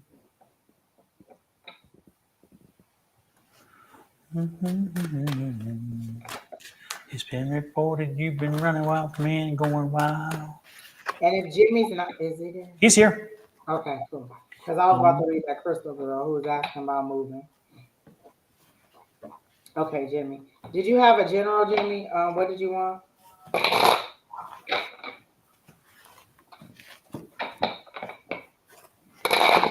You seem to have a nice sense of humor. They're showing me you like being a jokester in the group, like kind of like they show you like you seem to be like a down home, like what they would say country boy. I don't know that because they showed me like somebody like in like a cowboy hat and like kind of chewing some hay and just kind of joking around, being the life of the party in a fun way. So I feel like that's what they're showing me is that that's who you used to be, and you're kind of losing that. You got lost in the hustle and bustle of life, or things that or the circumstances that are surrounding you, and you're kind of losing who you are, and you're not enjoying life as much as you used to, and you're wondering how you could get back on track. The spiritual journey seems to be a lot harder than you thought it would be. Like a lot of people, like you know how they used to tell you in our church, you accept the Lord Jesus Christ as your personal Savior, and then everything in your life changed. And then you'd be like, well, wait a minute, what is this supposed to do? And then after a couple of years, and they saw people was like, this ain't working, they started being like, oh, well, you know, you'll get tested more, you'll get more strife, you'll get this. Well, why would I? Because if had you told me this in the beginning and I'd have read the fine print, I wouldn't have accepted him for all this extra strife. I quit.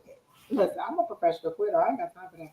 So I feel like you are thinking that this spiritual journey or the things that you're going through is a little bit harder than you thought it would be. You thought it would be a little bit more of a breeze if you're a little bit more open spiritually, and you're finding out that dealing with your shadow parts or dealing with your hurts and pains is a little bit more painful, a little bit heavier than you thought it would be, but you're trying to battle through the best way that you can. And did you just break up or have a relationship that ended? Because I feel a separation. They're showing me two people going two different ways and going through two different doors. So I feel like you just had a breakup too. And you're kind of like lacking your confidence. Like, did you just, are you going through like a financial struggle? And was that the reason for the breakup? Or is that has something to do with some kind of relationship interference? Because I feel like you're not feeling like yourself because you're not up to where you want to be career wise, or like your living situation isn't really what you want to be. Like, I feel like you have a lot of things that are piling on that you're dealing with that is keeping you from feeling like you're 100% self. Like they showed me like, you know how you have a battery, but they're showing it to me like the shape of a person, and yours is like at the halfway point, and then you're stuffed over because you're about to run out of juice, and you're about to like run out of energy and kind of give up. And they're saying no, you can be re-energized. You just have to look at it from a different perspective. You're seeing it from the wrong perspective. So yes, you did just have a breakup.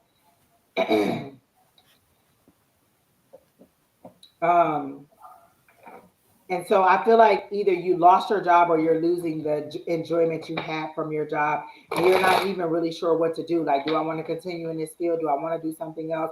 What is it that makes me happy? You see, you're in a very, very heavy place right now. Your energy is very heavy, and you don't seem to know what to do. They're showing me the Two of Swords, but it doesn't feel Two of Swords to me. It feels like you really just don't know what to do. Not like you're not deciding what to do. You just don't really know what direction to do or what to grab onto or what community to get information from because you feel people are more judgy than helpful and nurturing to you in this situation. You feel like you've plateaued. And so they're saying you want something to be shaken up. Is there something about being a pilot? Were you ever thinking about being a pilot? Because they're showing me like a cockpit or something like that. Or were you in the military? Because they're showing me some kind of like airplane, like cockpit or something like that. So, were you wanting to be a pilot or get back into it? Because they're showing me something like that.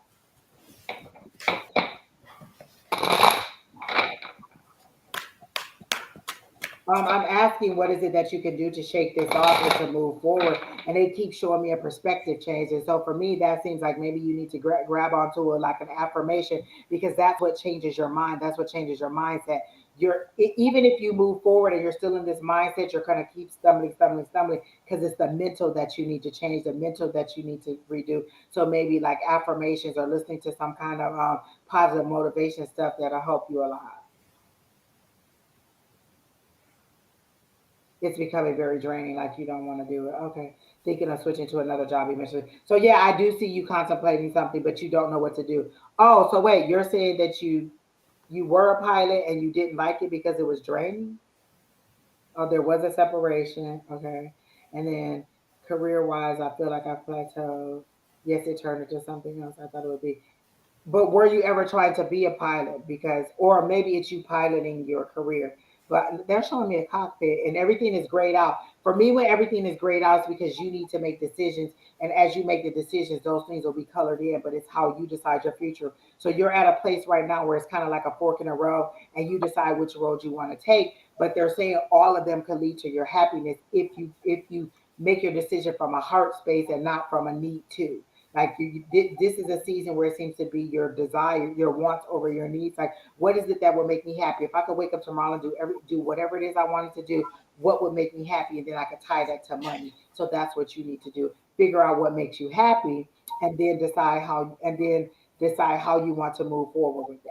And so I said I want to heal people. Well, there's a lot of different ways you can heal people. You could become a doctor, you could become a nurse, you could become a therapist, you could become a teacher, you could do massage therapy, you could do this. Like tarot is the way that I'm deciding to do it and trying to help people and heal people. You could have a show, you could do a podcast. There's so many different ways you could do things for healing. So you got to one decide what it is that you want to do and that will bring you joy, and then all of the avenues that you can do that, and then which one is more appealing to you, and then ask your higher power to help you sort through and to move through and to pick the thing that you want to do. So that's what I got for you. Probably in my career, definitely. Okay. So definitely, I see you moving forward, but you got to decide what is that heart space for you. Like that heart chakra is where you need to work on, and on what brings you joy. And so that's how you move forward. Your money seems to be tied to your joy.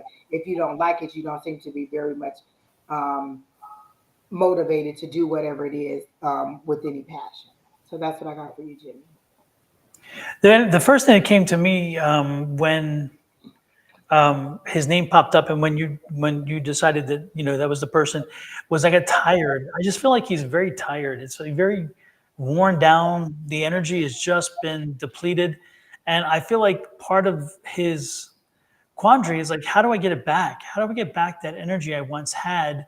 And alleviate his fear, Jimmy, it's not about your age. Your age has nothing to do with what you're feeling now. What you're feeling now is something going on again with the amount of of of power you've given away. You've given away so much power to other people and other things that you don't seem to be able to have enough for yourself anymore. I don't think you're comfortable with that. I think you're very uncomfortable with that because at one point you were very strong and independent, and now you find out you're just not that person. And it's not a comfortable feeling. So the one thing that I get is for sure that you need to find that inner He inner. says he's a nurse. Say what? He says he's a nurse too. Hmm. So you got to find that inner core again. You got to find that determination and say, you know what, you got to take it back. You got to take it back. Take back your power. Take back your strength. Take back your energy, um, and make sure that you are indeed, that person that you once were. That person who is not your age. No, it's not your age. It really isn't. It is there, and if I were you, to prove that, I would go buy some moringa. I talk about moringa often. I live for moringa. It works well for me, and it brings me energy. But it's not. That's not the energy that you're exhausted from. You're exhausted from the fact that, again, you've been zapped. And part, it's like you work with energy vampires. Some of the energy people around you, they suck the energy out of you. They take it away from you because and that's what they do. And so part of it's protecting yourself, but part of it is you getting back that independent, strong-willed, very happy, very affable person. I mean, at one time you used to have a sharp wit. You used to be able to cut people to the core with your wit, and they would be rolling in the aisles. And then over time, you just kind of wet pulled in, and you closed the shell, and you put yourself in this little binded because you wanted to fit a look or a category, or you had to do this because this is what expected of people in my career, whatever. Bullshit. You need to be you, and then your career is different from you. In your personal private life, you need to be you. You need to be comfortable with you. So get back to that. Get back to that. Get back to And that. there's so many different ways you can do nursing. You could do it in a hospital. You could do it in a private office. You could do chart reviews. You could teach. You could mentor other people. Like there's so many different ways you could go into doing nursing where you're not doing whatever you're doing, or you can like if maybe you're working with adults or like in the ER, maybe you could go to a children's floor. You could go to like a terminally ill floor. Like sometimes people find joy in helping people cross over to their final resting place, or sometimes people find joy in working with children, and you need that youth to make you feel younger. Like a lot of times, just being around a younger group. When we went to Houston, there was two segments of people that were the ages were 30 to 60.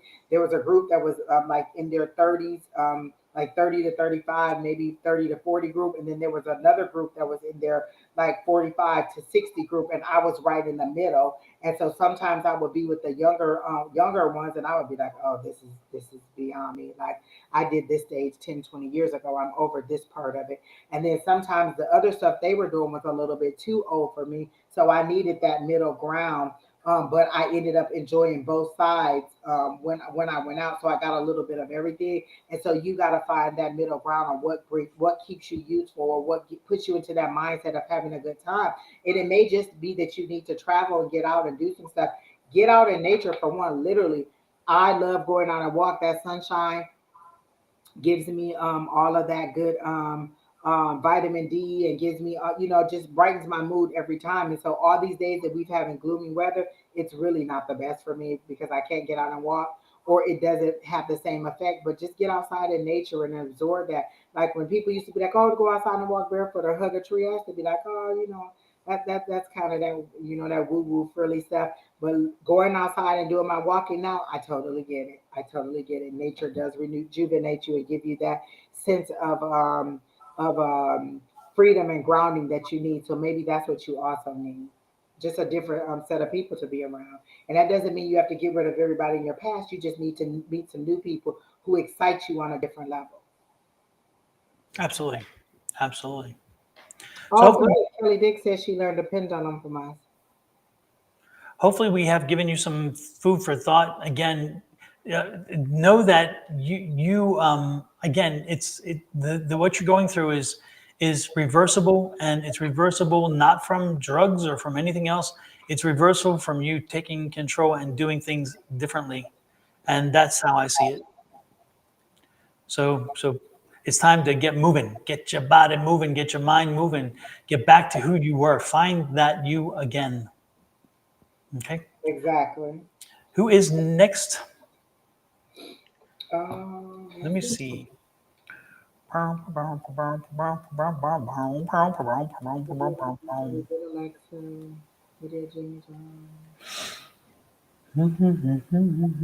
Who's Jessica Henson? She said she would love a reading, and I don't think I've ever seen her name. What's the She, name? hey, Jessica Henson. She's right under Jim. She's right in between our conversation with Jimmy Johnson. Jessica, are you still here? Oh, I see her.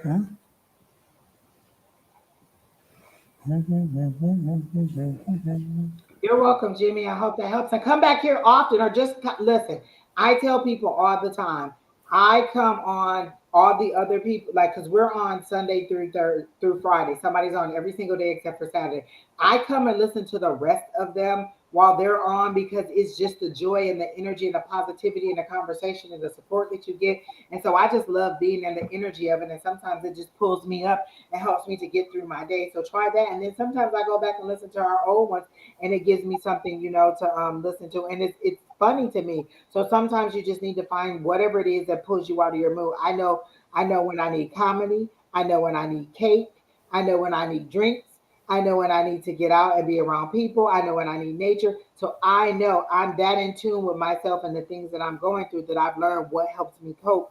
And if I need to find something else that is more positive, that'll bring me along, even the affirmations and everything like that. So you decide what it is you need to do, and try different things to get you out of what it's sort of a mindset that you in. But it's going to have to be a mindset change. Otherwise, you're just going to keep going through this cycle of highs and lows over and over again. And you could change jobs, but if that mindset hasn't changed to match, then you're just going to be in a new job and still unhappy.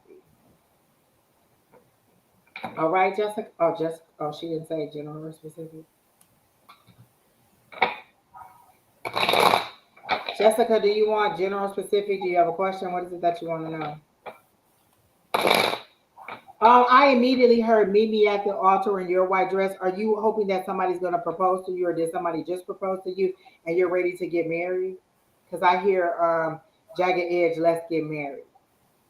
But specifically part, meet me at the altar. So either you're hoping somebody proposes to you, or somebody just proposed to you, and you're unsure about it. But it's something about a wedding and getting to the altar. I don't feel overall joy. Like I don't get a big hurt and a big like warm, giggly, gushy feeling like you would get if somebody was ready to get married. So it seems to be a little bit heaviness or weight to this proposal, or this potential marriage proposal, or this relationship. It just doesn't feel overall joyous. It feels heavy. And the card I got was the Page of Wands, which is exploration, and you wanting and you receiving new information, getting new energy. Oh, your boyfriend did. Are you having a second thought about whether you want to do it? Because I don't get an overall excitement like, oh my gosh, I got to plan my wedding. It's kind of like, oh my gosh, I got to plan my wedding. So I don't get an overall joy to it. Or maybe you're like, do I really want to do this? Is the person, listen, don't turn red flags pink, because whatever is bothering you now, if you're not going to get counseling about it, or you're not going to talk through it, it's just going to get bigger and bigger and bigger. And you're going to turn those red flags pink, and then you're going to see rage. And it's good, and it's not going to be a good thing. So you either need to deal with whatever the issue is now, or decide that you don't want to do move forward. So don't feel pressure to be into it, because I'm feeling very, very pressured, like they're stacking books on top of a shelf, and it's about to break. So you don't seem overall very happy about it. Things have been rocky and a bit boy. Okay. All right. So it doesn't feel like you're really positive about it. And so either you two need to go together to couples therapy, or you at least need to discuss it. I don't feel like you've talked about the elephant in the room. It's like you just keep walking around it. And it seems to be something on his part that is displeasing to you. And it be money matters, like he's not as good at handling money as you do. Because when I said it seems to be something on his part that you do, I heard money matters. So is he's not very good? Is he like very wasteful with his money, or does he not make as much money as you do? Because it seems to be an issue with income or money that is bothering you in this situation. And although you do want to be married, you're just not sure about this situation. And the advice that I would give you, that spirit is telling me to give you, is to wait and be sure. You seem to be very much concentrating on your money too.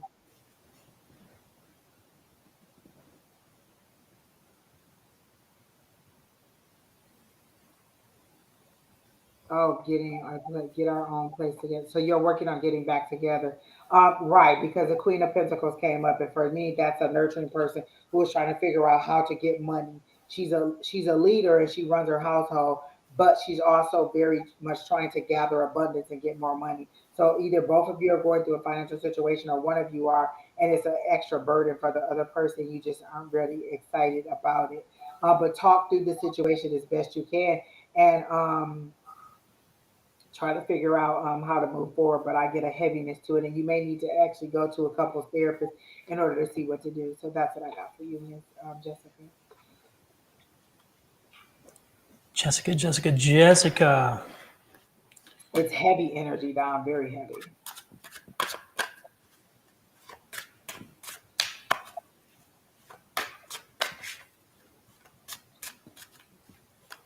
Exactly. That's how they showed it to me, definitely. An elephant in the room and you going around it instead of talking about it. And the issue was with him, and then they showed me money.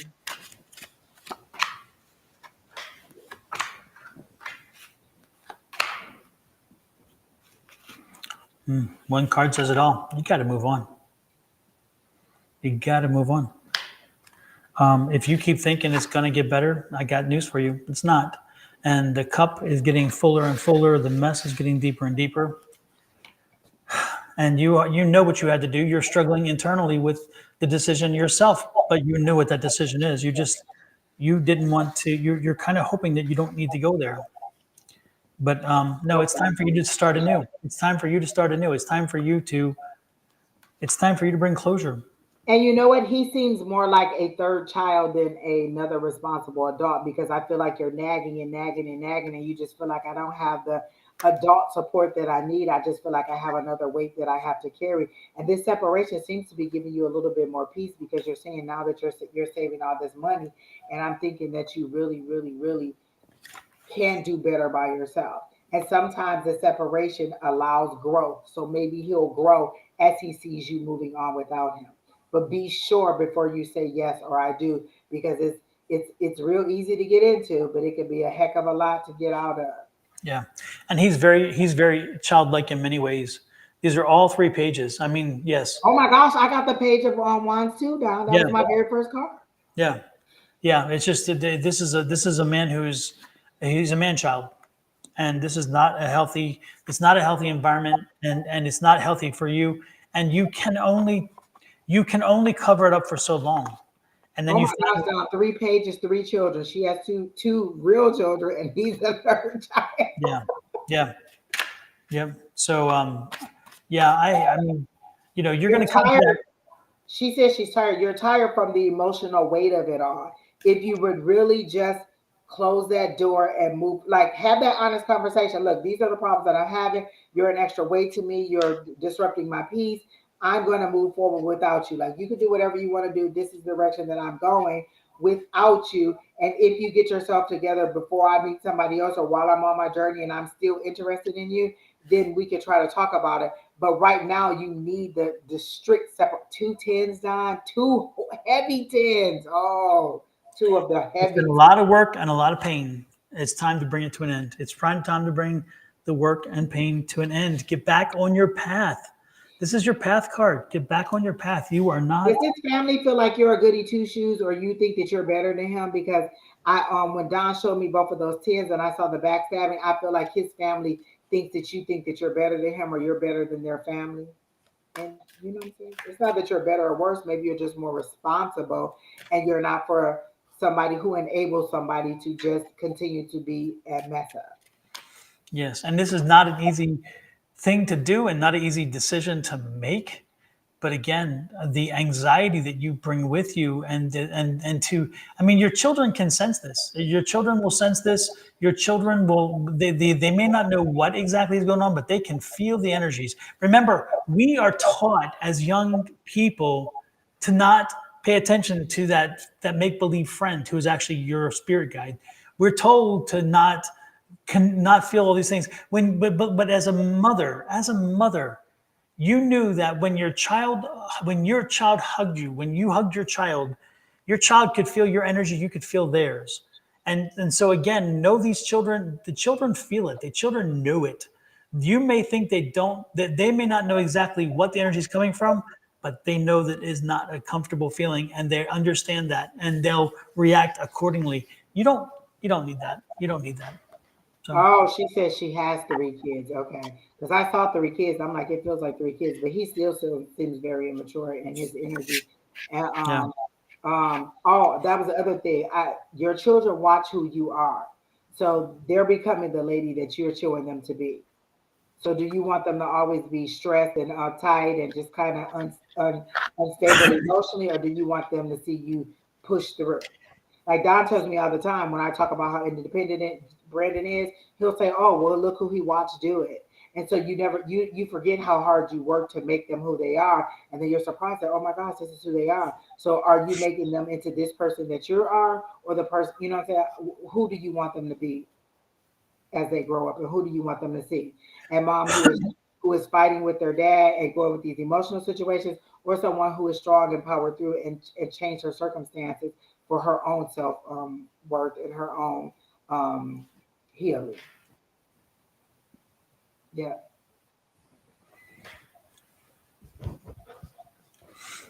Well, again, you have the ultimate decision. It's in your hands, but you ask us for what was going on. We kind of gave you what the feeling was, and even without you prompting us about the situation, we got Yeah. it. So if your energy, if we can bring Immediate. up that, if we can connect to that energy from this distance, you know that you know what you need to do. So And stop thinking that your parents don't know what they're talking about. They do. They want the best for you. Like, I know sometimes it's hard to hear, but listen to the things that they're trying to do for you. They seem to be trying to stabilize you, get you back on track, get you, but they're also a little bit fearful that you are going to go back to this person. And so as much as they want to, set you up and get you on your own, they're also feeling like why, if you're going to go back to this person, and just he's going to take away all the gains that we've helped you to get. Yeah. just be strong and resolute. And go You to know. therapy because you need it too. Domestic violence therapy, you need it too. You need to talk to people who've been in your situation and know how to move forward. So definitely look up a local chapter of listen, a lot of times it's just finding your tribe, people who understand your situation and who can help you to move forward, can pull you forward in ways that you would not have even known about or imagined or knew to look into. We were talking about that last night down in class, where it was ironic that everybody in my group was talking about investing and how it each came about for each one of us to think about the investing. And then we each shared information. Angels gave us her investment person's information for us to contact them, but we were all on that same wavelength. And it's just how we're pulling each other forward, and we're all on the same thing positively. I like that we were all in the same energy, but it was a positive thing that we're. So just find your tribe and people that are on the same, that can help you to exhale, who know what you're going through and can help you to move forward, not people who just sit and wallow in it with you and just feed into your negativity or your insecurities. Find some people that'll help you to elevate out of it. Yeah, you're not alone. You're never alone, even though you may think you are. You're never alone. Yeah. That's funny. I heard this lady, I was listening to that Soul Life pod or Next Level Soul podcast, and he has a lot of people on there who's channeled or the near death experiences. And that's what they were saying. You're never alone. Every time they had a near death experience or every time they channeled, they were reminded, or that was one of the messages that they got. You're never alone. We're always somebody here, whether you are connecting with that person or recognizing that they're there, you're never alone. There is someone spiritually there with you all the time. All right, Don, who's next? Yeah. This is good energy. I like y'all. Are y'all like share? Listen, Don needs 20 more or so subscribers to get 1,000. Come on, people. Go ahead and get this. Yes. Thank you for reminding me. Yes, please, if you are on Facebook, please go over to YouTube and click this button and subscribe to my channel. I would appreciate it very much. Trying to get Let me tell y'all something. Me and 28. Don do this every week. I added up all the hours that we did last year. We were at over 200 free hours of readings and just things that we're giving you. And all we're asking you for is a like, share, comment, or subscribe. Like, let somebody else know so that, they could join in and get the same thing you're getting. But we did over 200 hours of live last year, Don. That's a lot. Yeah, and it happens. You don't even know. You don't even while you're doing it. You don't know how long it is. It's just there. It's And kind of it's interesting. fun. Like some of the times, we were on some of these for 4 hours. Some of them. And I love it. Absolutely, absolutely. Right, So yeah, please hit the like, share, subscribe, and follow buttons. And again, if you are not on YouTube yet, please do me the favor and go to YouTube and subscribe. Please. Thank you very, very much. Jessica, one last thing. I see you allowing this situation to tear your wings off. It's like you're a fairy. Like I can't tell if you're a fairy or a dragon or a butterfly, but what this person is like a devil, like on your back, like they're showing me the devil card, and this person is literally ripping your wings off and taking away your power to fly, to soar. So they're literally ripping your wings off, kind of like on Maleficent. And so this is that situation, or this person, or whatever these emotions is, just kind of tearing you apart.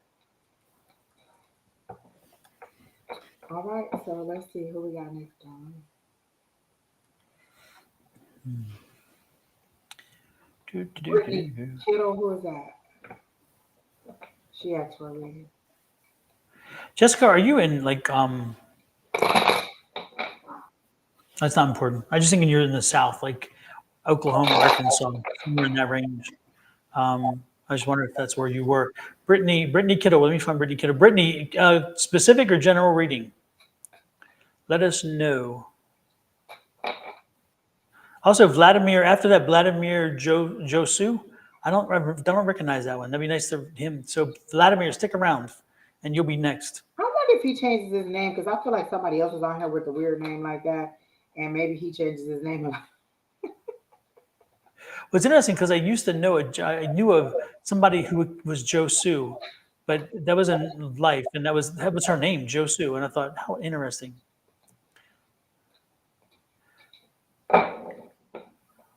Who did we say? Did they ever? Kittle. Yeah, Brittany Kittle. Kittle. Are you still here? If not, then we'll go to Vladimir. I like saying that name. Vladimir. Sounds so powerful. Dracula, right?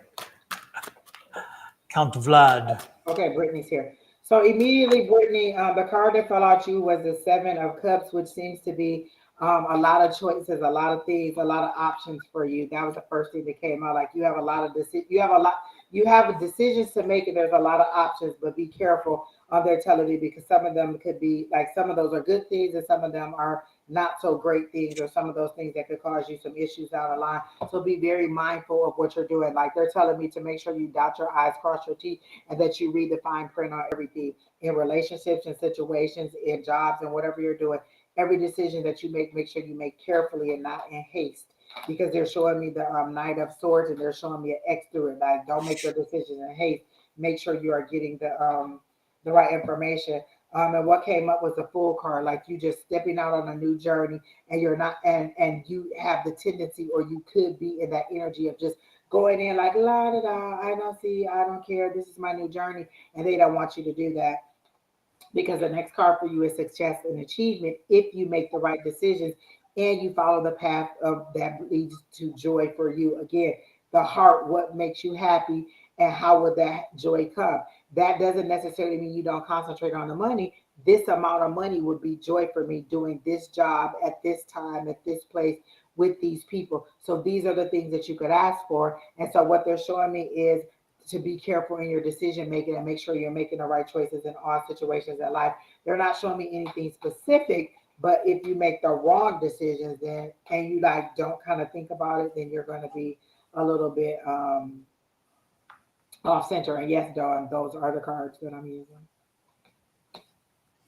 Yeah, so be mindful of the decisions that you make. And that's kind of all I got, is that you have a lot of options, and to be mindful of the decisions that you make, because they are going to have long-term consequences if you make the wrong decision.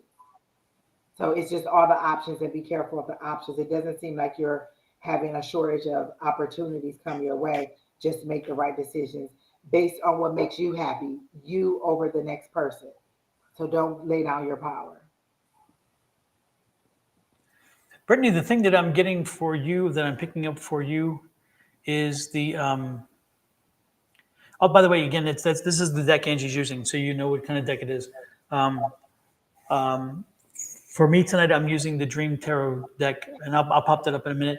But Brittany, the only thing I'm getting, Brittany, what I'm getting for you is it's time to move on. You kind of got yourself stuck in grief. You got yourself stuck in like just a very miserable place for a while, and it's time for you to shake it off and to step forward, get out of your grief, get out of your head, get out of your heart, and start moving forward. You have a child. I'm picking up child energy, and that child, the child wants and needs, somebody who is kind of moving forward. Okay, so you've created the situations. You've been part of situations again that have not been the most healthy for you, and yeah, we know that. Who cares? Move on. But that's the thing, is that you have got to now move forward, and you've got to set the standard and say, you know what, I'm moving on to a better place, a happier place, a time where I'm now more in control of my destiny and not letting the situation around me do that. So again, I think it's time for you to move on. It's time for you to put on your big girl pants, pull them up tight, start moving forward, start doing the things you need to do to make sure that as a mother and as a provider, that you are doing all you can do for that child. And because it's time. And again, you've gone through it. You've done the stuff, all the different things, and you had dealt with the grief from the passing and that kind of stuff of the girl, the child's father, because I feel the passing. And so it's time to move on. You've done what you needed to do, and people can already appreciate and respect it. So now it's time for you to make the rough decisions. Okay, that's what I'm getting. So put on the big girl That pants is and true. let's Like get you're to it. saying, you're in a Let's get to it. situation now. Yeah, she's saying she's in a situation now, and they're saying, okay, this is your chance to make better decisions and not go in with foolish, immature energy where you're not paying attention. And then you can have success and achievement. Just because you're having the situation you have doesn't mean that you don't still have a bright future. Lots of people come back from that. It's all in the decisions that you make to move forward. So that's what I got. So I hope that helps, Brittany. And remember, you don't want your child to repeat the mistakes that you're going through or the decisions that you made. You want better for your child. You want your child to see you doing positive things to overcome obstacles so that they can do the same thing and you can teach them to have the same strength that you do. So Vladimir, what is your question? Is it specific or general? But I can try to get into your energy right now. Uh-oh. What'd you guys do to Don? He had to leave the room completely. That's a bad juju. Let's see what Don is doing. But Vladimir, I'm going to go ahead and try to get in your energy until Don gets back. And then let's see what you got going on. Everything under the sun. Let me see what that means.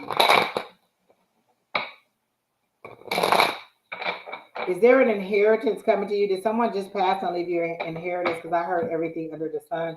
And the last time I heard that, it had to do with somebody's passing and them getting money back. So, did someone in your life just recently pass and you're inheriting something, or are you thinking about an inheritance or something that you're supposed to get? Because I feel like this is something that has been given to you and they're saying everything under the sun. So like somebody left you everything that they have, or they're going to leave you everything they're having, and you're sitting in the sadness of it. Not sure if there's any inheritance. I do feel like there is, because I heard everything under the sun. And again, the last time I heard everything under the sun, it was somebody that was a reading of their will, everything under the sun and everything above the earth. And so that means that everything I have that is tangible. So for me, um, this is an inheritance that is due you, or that you're waiting on. Let me see what else I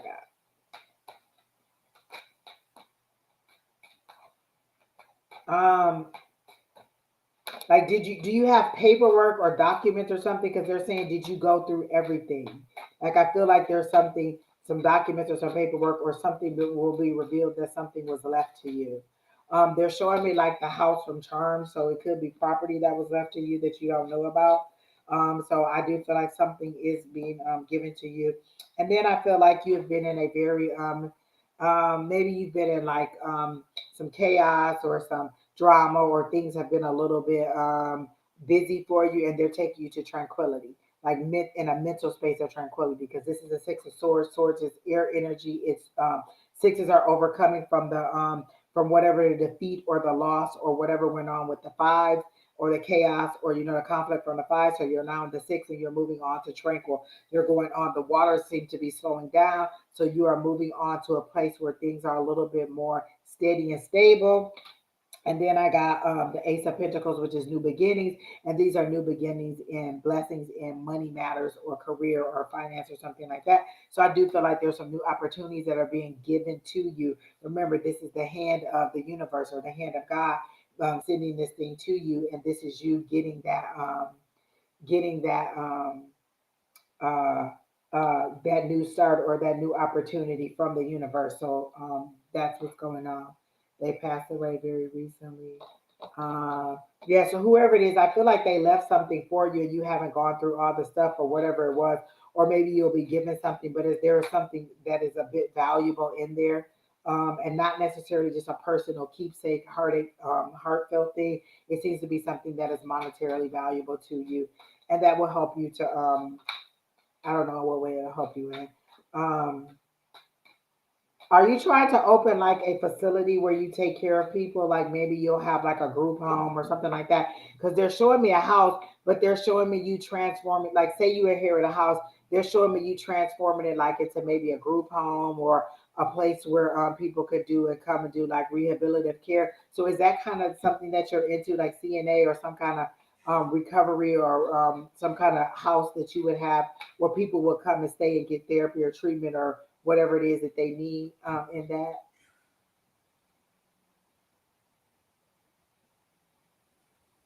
Okay, so I see that they're showing me the house and they're showing me you transforming it into something that has multiple rooms and multiple people come and stay there. And you make money from doing this job, sort of like a group home or something. Like, are you wanting to like mentor boys or youth or something in that way?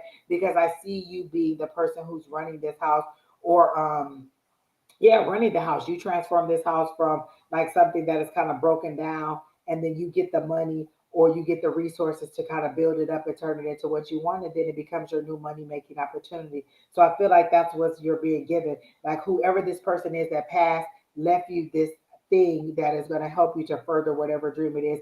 You just got to mentally see yourself doing it. Like I know that I want to do this full time.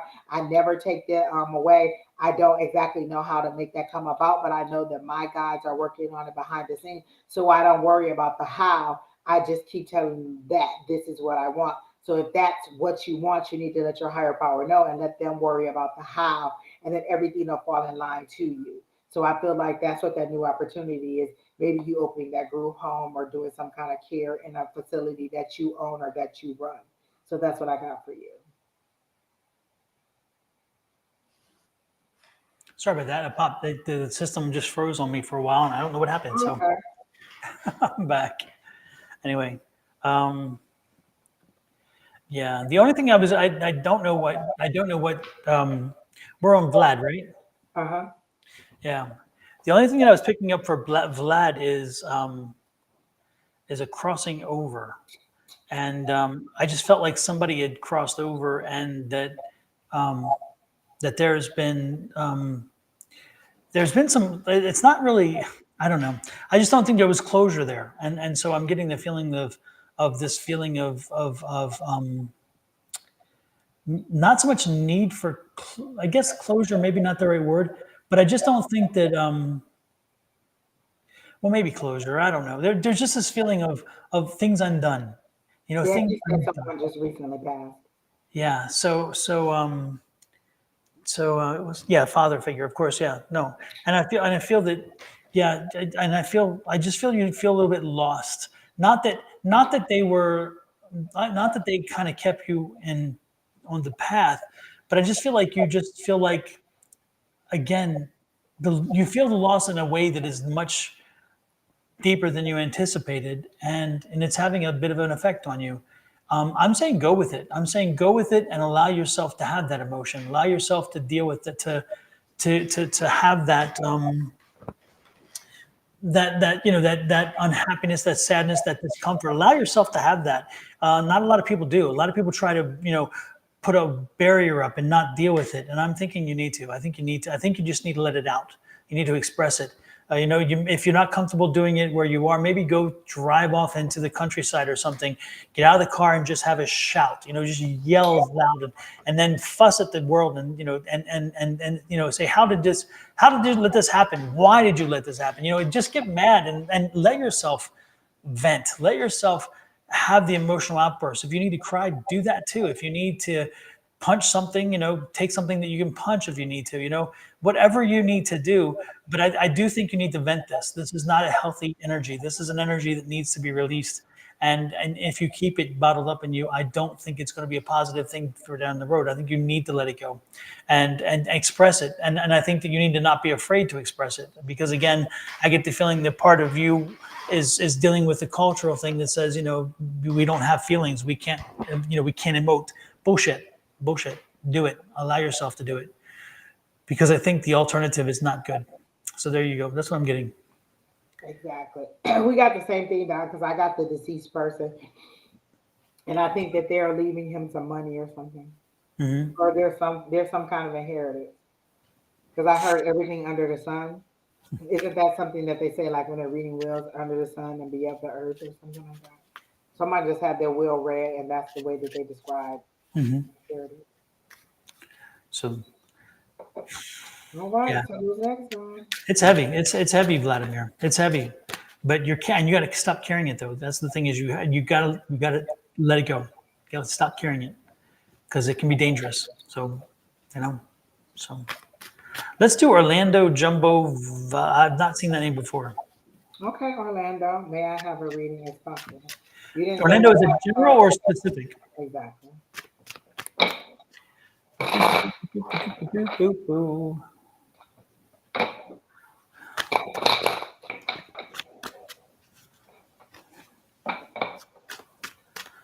Orlando, are you still here?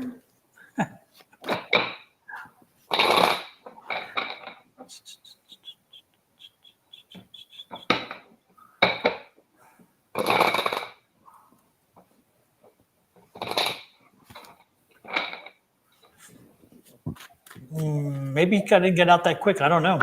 Probably because I really did have a good message for him. Yeah. Orlando, you couldn't wait or what? Come on, Orlando, if you are still here, let us know, general or specific. If not, we'll move on to Haley O'Brien. Haley, since you just popped up, are you still here?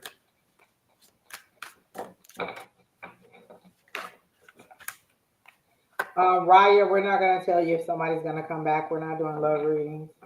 That was this morning with Bonnie and Miss Julie. She does love readings.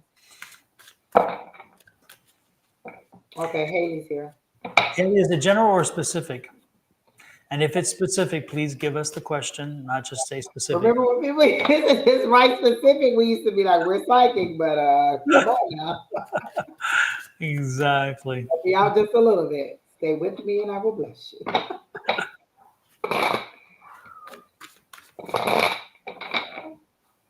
We figured so much, Raya, or whatever it is. We figured so much. Yeah, we're not doing a love reading, Raya. Ask them. Ask them if they're coming back. I said, ask them, Raya, ask them. They'll tell you. Anything she's needing to hear, Haley says.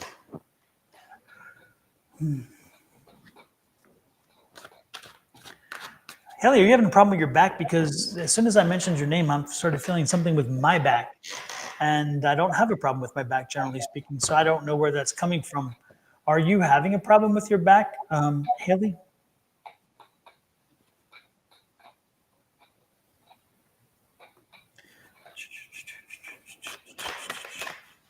And if you're not, then I would strongly suggest that you be careful of what you do over the next few weeks in reference to lifting, to pulling, to tugging, to anything that puts your back to use. Because I'm really feeling something that is strange. That again, it was not until I felt you, until I connected to your energy. So, so if you're not having a back issue right now, I would strongly suggest that you be careful about when you go to pick up something or someone, when you're shifting something as you're getting into a car, getting out of the car. There's just something I'm being pulled to a back issue, and it's like, again, lower middle back area, somewhere in that space, not up top, but more in the lower back. So, and that usually is something about, again, a pull or a slight turn or something. I don't know. So be careful. That's what I'm getting. What do you have, Angie? I immediately got the three of swords. So I feel like you're going through a painful breakup or separation or some kind of emotional pain. And then when I said tell me more about the emotional pain, I got the King of Cups because I feel like you're wondering if you should forgive this person or if you should give this person another chance. And you know the answer to that. You're just a little bit lonely or heartbroken is the word they're using. You're really heartbroken about it and you're wondering, and this person knows all the right words to say and whisper in your ear and how to say it and how to make you get the reaction that they want, but you know that this person may not be the best for you or may even be stifling your dreams a little bit because they're showing me this person like blowing smoke in your face. And so it is sort of blowing up your butt. So this is either a person who is like smoke and mirrors is not who true they who they are truly like who they're saying they are, they're not that person. And so you need to be mindful of that and just go ahead and move on and just disconnect from this person. If it's not a romantic relationship, it could be a work relationship. This also came out. This is the second time that the two of wow, the two of wands came out. So there's planning. Are you planning to move away, to walk away, to do something? There's planning. There's anticipation of something that is to come. This feels like a good thing. It doesn't feel like the energy of this brokenheartedness and this. Should I forgive? Should I move on? Should I stay or should I go? It seems more of a planning of something that you're looking forward to, some aspirations that you have, and some dreams that you want to accomplish. And they're telling me that you need to go ahead and keep planning for that. Keep like, I see you like writing stuff down, like making lists. I need to do this and I need to do that. So I feel like maybe you're trying to relocate and get away from somebody or something in order to get a fresh start or in order to like, just kind of get a clear head and a clear mind because you feel like there's a lot of chaos around you. And so your plan is to move on because this person is holding the world in their hands. And so it feels like you can move on. And you're kind of getting to that Queen of Swords type of energy, which they say is like the queen, the bitchy queen, the one who like can cut through all the BS and get down to the root of it. And so you're kind of going into that. You're leaving this King of Cups energy that, oh, should I forgive? Should I move on? And you're going into that Queen of Swords energy where look, I need to protect me, my peace, and my power at all costs. And so I'm moving on. So I'm planning to move forward and to get out of this situation. Is how I feel for you. And they're saying, yes, to be closer to my parents. So it seems like it's a good thing and you should go ahead and move forward with it. I'm getting that there, and actually I got the Knight of Wands, so there's a passionate new beginning, or there's like a lot of passion in you, and it's a fast moving thing. Like I feel like you're like, boom, I gotta go, I gotta go. It's like kind of like if a job says you have to move and you get 2 weeks to relocate, like this, it seems to be a fast decision that you make, but it's a lot of passion in it, and it's something that you are really feeling good with. But there, what I noticed is these cards are that pink and that green. It went from that, that loving feeling to that emotional heavy feeling, and then all of these cards are brown. So I feel like these are all related and moving you together. That earth energy, that grounding energy, that moving you forward and getting you back on track energy. So all of these have that brown undertone to it. And so for me, the story that they're telling me is that you need to move forward. You're grounding yourself and you're getting closer to the people that keep you on track and grounded and moving forward. And so that could be a good thing for you. So I'll go ahead and do the move. So that's what I got for you.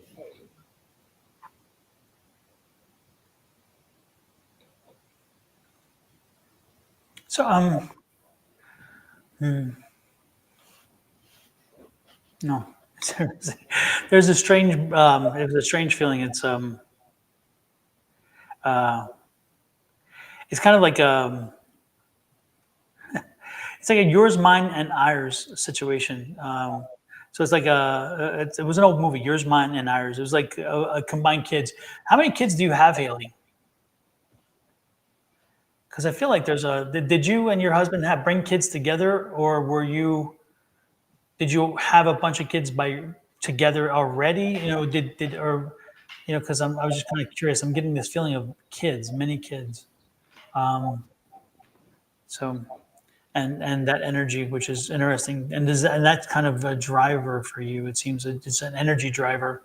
Yet, so no, don't be afraid to indeed use that energy from that wonderful energy they have for you. So let that help you. Let that help you to bloom. I have 5. And yes, with my partner. Okay, 5. Yeah, I kind of got the energy of lots of kids. So yeah, interesting.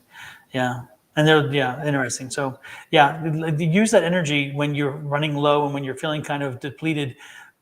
Just live off of their energy for a while. Let them. I mean, because they just have so much to give. They have great energy. So enjoy the fact that you have that as a resource to kind of give you that renewed energy in your own life from time to time. I But also see budding flowers too, Don. So I feel like by springtime there'll be a big change in her situation.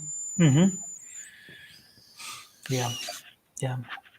And but she's on a. You're in a different. You're not on our same seasons, right, Haley? I don't get that you're on our same seasons. Are you someplace where your seasons are opposite ours? Are you on the southern hemisphere? Because for some reason I'm seeing your seasons are off from ours. Is that the case? Or I'm getting the opposite. I'm in Taz. You're in Tasm. What's Tasm? Tasmania? Tasmania. Tasmania. Okay, so that's God. I hate to sound like I don't know my geography, but I'm almost certain that's on the southern hemisphere, right? I have to ask because I have to make sure. I know. I don't think I've ever met anybody from Tasmania. Yeah, well, it's interesting. Now we do. We know somebody from Tasmania. Nice. And welcome in, Haley. Absolutely interesting. I Okay. like your name. It sounds like a TV character. Oh, bottom of Australia. Right, right. That's what I was thinking. So yeah, down again, Tasmania, because I always remember the Tasmanian devil, and then Priscilla, Queen of the Desert. You're probably tired of hearing that name of that movie, but I love that movie, and I know it's like one of 10 trillion Australian movies, but that one was amazing to me. I love it, and that name of that town, that region came up very often in that movie. I thought it was wonderful. You No, know. it's the they're showing me the spring flowers. Were you two thinking about? Were you and your significant other thinking about getting married? Because these are could be flowers that would be at a wedding, and now the wedding's off. Because there seems to be a field of flowers, but I feel a joy in it. So maybe you're going toward the field of flowers, and I felt like it was a springtime thing. That by spring you would be moving into this better space. It's like sunshine. It's like the budding of the new season that they're showing me.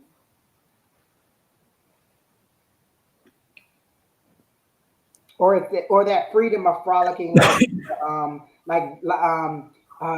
House on the Prairie, like that walking through like the tall grass or the flowers or the weed or whatever they be walking through, and so it would just be like that feeling of of just being able to just run free around just in open land. It's been spoken of many times. Okay, so I don't feel that loving feeling at all. I do feel like you do want to break apart, but it's been a long time. If you have 5 kids, then I'm assuming that it's been, probably closer to the 7 to 10 year mark with the children, or more with this person, and you're having a hard time breaking away, even if you know it's for your good. Like you've tried to leave before, and it seems like another kid pops up every time. But you seem to be ready to move on. It's just that heart, that hurt. That should I forgive or should I let go? And the heartbreak is there. The heartbreak is there, and it's a no on the, staying together. You may need a separation. This is that planning and you getting on and moving forward. So go ahead and that's that planning. This is that mindset that I have to go, and this is you with that passion and new, with that momentum forward. So stay with the momentum and move forward because it seems like your higher power is blessing this and helping you to move forward if you stay on track. Like if you wait or if you go back and then have to go again, it could put you back or make it harder for you to move forward. Right now, you seem to have the momentum of the universe helping you out and moving forward. Oh, she's long him longer than she has it. Yeah. So it seems like you need to go ahead and have a fresh start. It is possible, even with the 5 children. My cousin married a woman that had 5 children.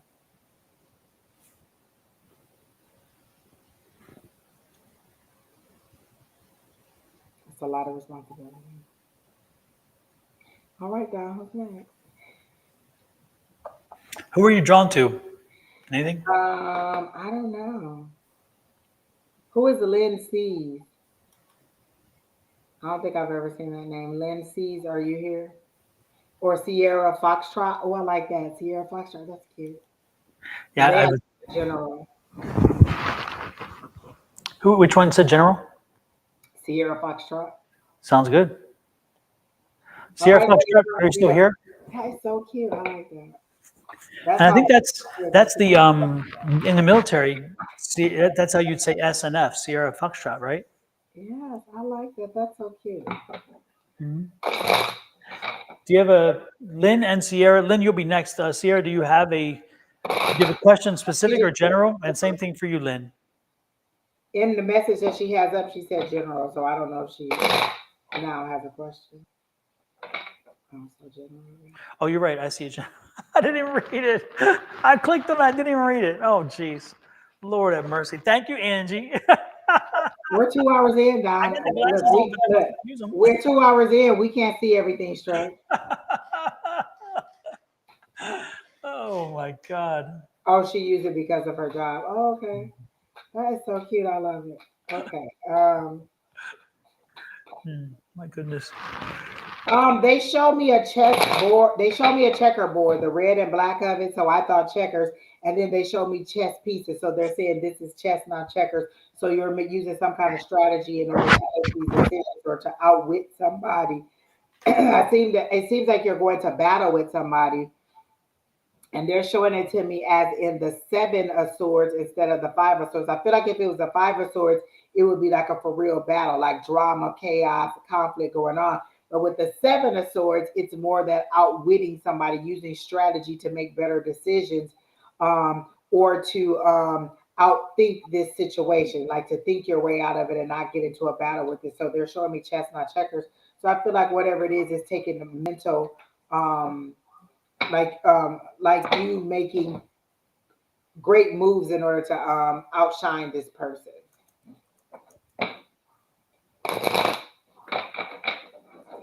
Um, so let me see what else they're giving me. And then I hear the song "You Will Survive," like "I Will Survive." Shantae Savage is a person who I remember singing it, but there was a disco version of it. And I forgot whose song "I Will Survive" was that? The disco version "I Will Survive" down. Gloria Gaynor.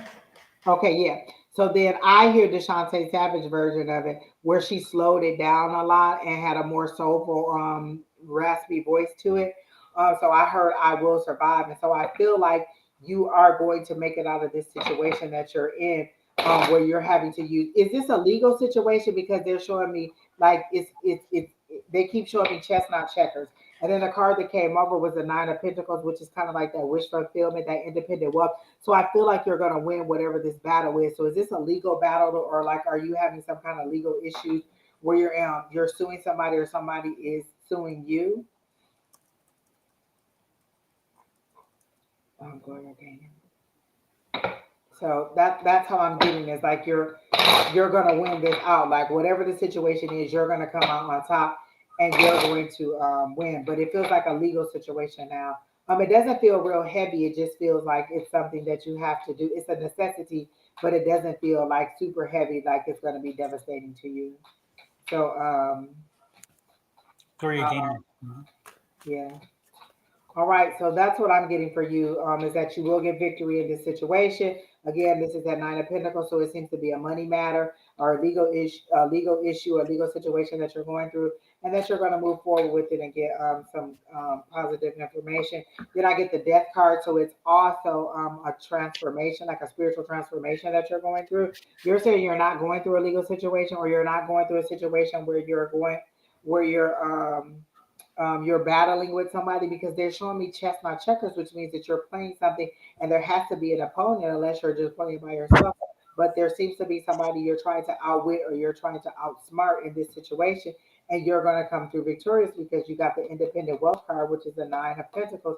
And then I got the death card, which is that transformation. There's an ending and there's a very distinct beginning that is going to happen, but you need to be orchestrating the transformation and the ending and the beginning. So again, that's more good news for you. You're transforming to get this 9 of Pentacles that you want. So that's what I got for you. For me, I picked up the a change of. I picked up a change of thinking, a change of a way of thinking. You're going to find that somebody whom that you have been, who you've trusted or whatever, maybe has not been very trustworthy. So they've not really earned the trust that you have given them. And so you're going to have to think of it. You're going to be thinking this in a whole new way. It's going to be a bit of a letdown for you. So whoever it is who, again, there's somebody whom you trusted, somebody whom. Was that the 7 of Swords done? Yeah. Oh Yep. my gosh. Yep. Okay. Yep. And so don't be surprised when you find out. It's going to shake you, but you're strong. You can get through it.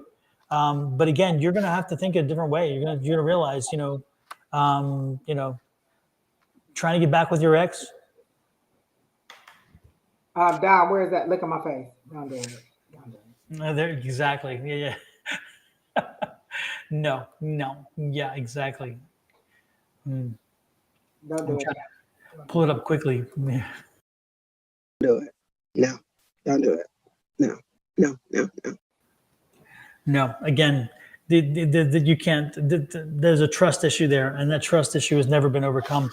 She said her kitchen caught on fire and she's dealing with the insurance company. I said it was a legal situation and you were going to get the money. I'm like, I know, I see this legal situation. Okay, that's what it is. Okay.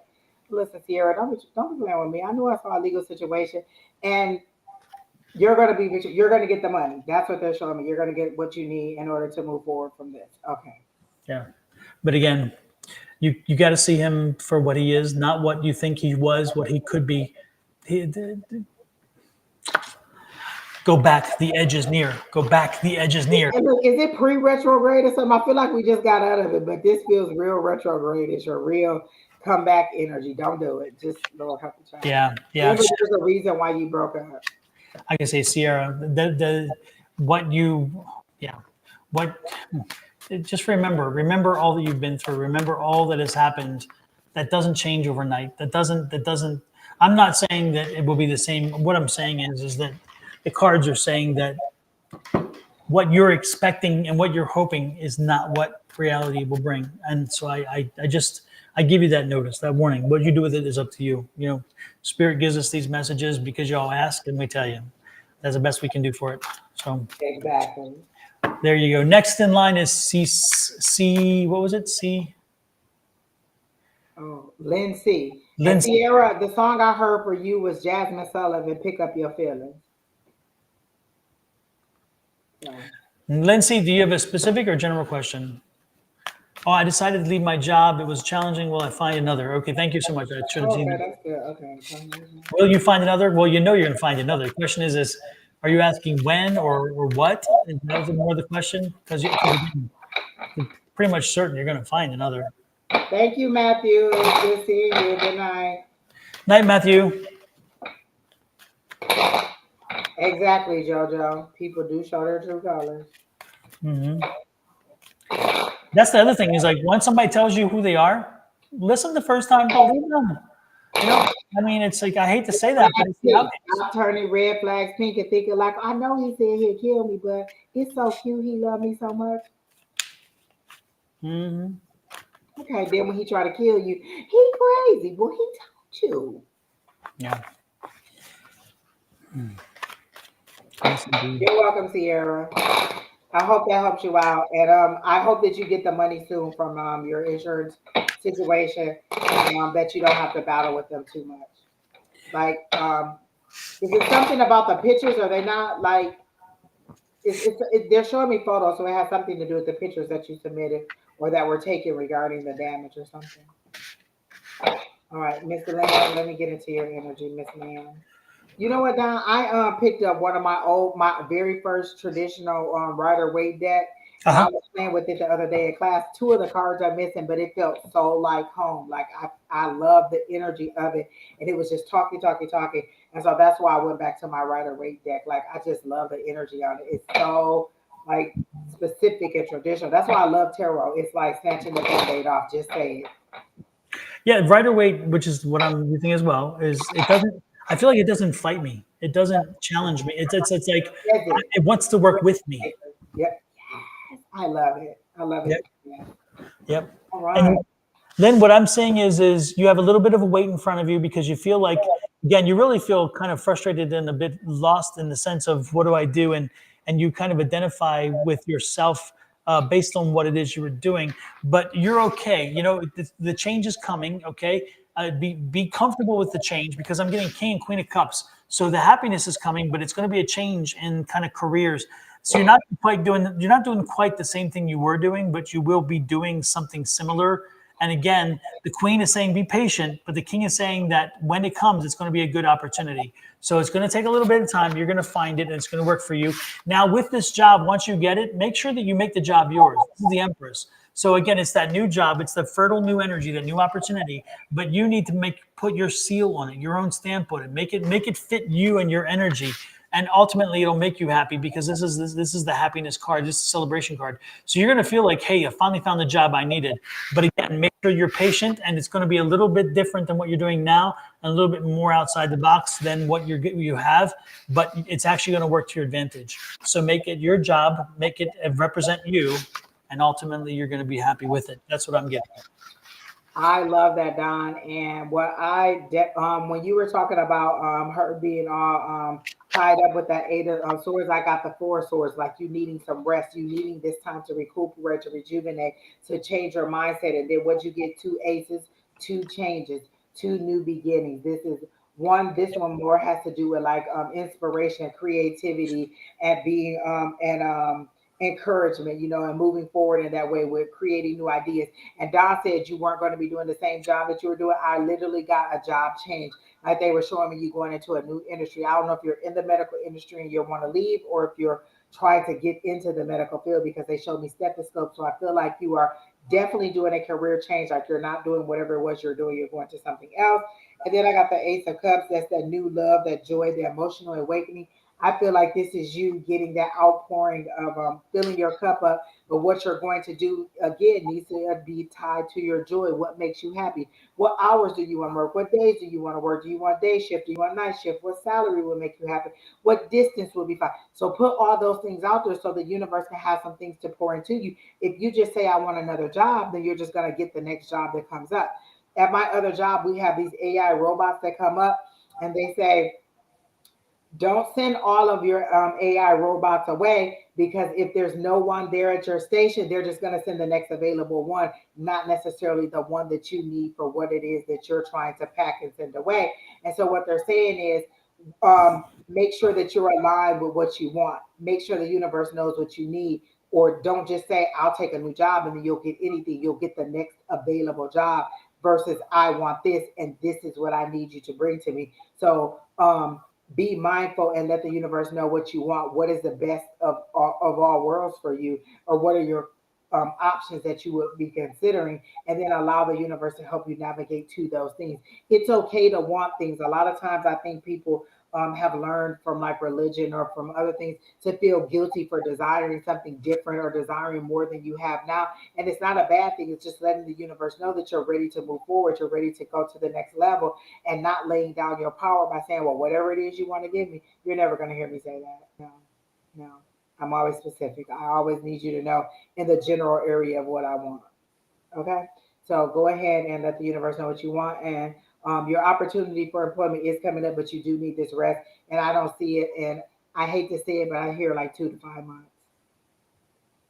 Now, I don't know if you can survive that long. And it could be 2 to 5 weeks, depending on how you change your mindset and get those affirmations coming. Like, repeat what it is that you want. I am happy in my new place of employment. I enjoy my new job. I am grateful for the new opportunity that the universe gave me for employment.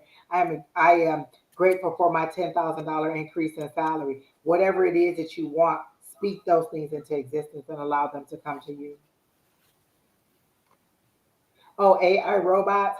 So the way that our facility comes, it's like we have these little, it looks like little kind of sleds or carts. It kind of looks like a sled, like if you were to sit on it, you could sled around on it, or something that has wheels on the bottom of it. And so what it does is it comes, so we have these long towers that have all the products on it. And so when you place an order, the AI robot goes, finds that tower that you ordered, that has the thing that you ordered on there. It picks up that tower and it brings it to our station, and it tells us it's in pocket A6. And so we go in there, pull out the item that you ordered, and then we send it to the other side to be packaged and sent to you. And so the robots bring everything to us. We don't have to go and search for your items. The robots bring everything to us or take things away from us, so that we're not walking on around. So it just makes everything more convenient. It brings us exactly what we need. So we're not looking all over the place for it. And there's Super. videos online. You can look it up, like Amazon fulfillment centers, and it'll show you the AI robot. They've definitely embraced the tech. Exactly. They've definitely. Well, Angie, with that said, I think we're about done. It's been over 2 hours, almost a 2.5. So Exactly. actually, it's going to be 2.5 in like 2 seconds. There you go. Yeah, But it it didn't was seem a like good too bad. night. I love all the new names. I hope you all subscribe to Don's page so he can get to that 1,000, and subscribe to my page too, so I can just get them numbers up there. So we really love helping you. Let somebody else know. Just tell one more other person to watch, and then we'll just keep climbing like that. But let people know. Don, I heard a little birdie say you were bringing back the daily downloads. Is that true? The birdie is right. The birdie is right. Yes, the daily downloads is coming back, and I'm looking forward to it. Okay, good, good. We're It was excited. fun. It was You a know, fun that was thing. me and Terry T thing. We used to be like, "Where's the daily download?" Melissa said she liked it too. We love the daily download. Are you Yeah, gonna do your weekly too, or just the the weeklies daily? are coming back too. The weeklies are Oh coming my back. gosh, Yeah. Don, where do you get all this time from? Well, it's because of it's the book is coming to a, it's I, going. I promise you, the review is coming. I am going to. The email is coming either tonight or early morning. I'm definitely gonna do finish it because I want it to be good. I want it to be perfect. I don't want it to be too much, but I want it to, very much say all the things in a few words that need to be said about the book. Well, I appreciate that. I appreciate that, folks. And what we're talking about is my book on affirmations, which is pretty much in the can. I'm just doing some last edits with it, and actually talking to a few folks, a few editors about looking at it and so forth, and finalizing it. But it's pretty much in the can, and this is the cover, and I just this is coming. So the question is whether we do a long Can lead you out come or again now? I love how it looked like she's commanding all of that energy to come toward her. Like yes. it is beautiful the way that it shows up, and it looked like the power, all that color is just coming out of her hand, and she's just, you know, Yeah, and when I did this, when I made this cover, the one thing about it is I wanted her to be connected, and let me take this off at the bottom of this because I wanted her to be to Gaia, right? And but in a subliminal way. And so if you notice, she's part of the mountain, right? And then if you also notice, these are chakra colors. And so because I wanted the chakra bringing in there, but it's subliminal. I don't like it. It's not about the chakra. Affirmations are not necessarily about the chakra, but the chakras are energy. And the energy in our chakras are the energy that we use to communicate to the energies around us. And so not only that, but it's also the power. The power within her is controlling the energy around her. And you can see the energy. yes, it looks like it's just coming out of her hands. And to me, that's everything you want is right in your hand. It's right within reach. I Exactly. love it how she's commanding or caught, like just oh my, it's beautiful. Like there's Yeah. so much imagery there that it speaks to you in so many different ways. Yeah, no, I worked hard on getting this to have that impact, and just so I'm very pleased with this cover. I'm very very pleased with this cover because I think it says a lot. Even if you didn't have the words, I think you would get some of that same feel, because it just that's what I kept going. I mean, it took me a long time to create this, but it was worth it in the end. So anyway, yeah, Your power within. I love it. Unleashing the magic of affirmations. And it is true. Like literally, listen, affirmations. Yeah, listen. I am a person who was a doubter, half believer, just kind of doesn't work for me. And I gave it a try after listening to Don and Shauna. Perfect. I love it. So there you go. And so look for it'll be coming out soon enough, folks. The question is, we're bouncing off the idea of either a February 29th or March 31st release date, because there's a marketing plan that goes in connection with it. So it takes time and whatever. But anyway, so we're soon. I like the 29th. That's the leap year. Just leap right Exactly. off to the top of the bestseller. That's what I was thinking too. That'd be kind of cool. It's very unusual. Only once every 4 years. So I love it. Or yes. maybe in 4 years you'll be doing another one. Oh, what? Hush, hush. But with that said, thanks everybody for popping in, and thank you, Angie, for getting that done for me. And again, thanks for everybody for popping in and for giving us the energy. Remember, it's your energy. It's the energy that you bring to our readings that make it possible for us to do what we do. And remember, we don't charge for this. So if you get approached by us asking to charge you for a reading, it's not us. Even if it's identical to us and if the page looks like us, I promise you it is not us, because Angie nor I or Shauna or any of the people that we go on live with, we do not ask you to get a reading from us for a fee. We do not do that. Now, usually if you want to, you reach out to one of our email addresses, either Angie's over there or mine, and then we respond in kind. But that's because you asked. And then ours is a reply back to you. And that one, of course, is a long, intense reading, and that one does have a fee to it. But this is our labor of love. And so first and foremost, don't get scammed.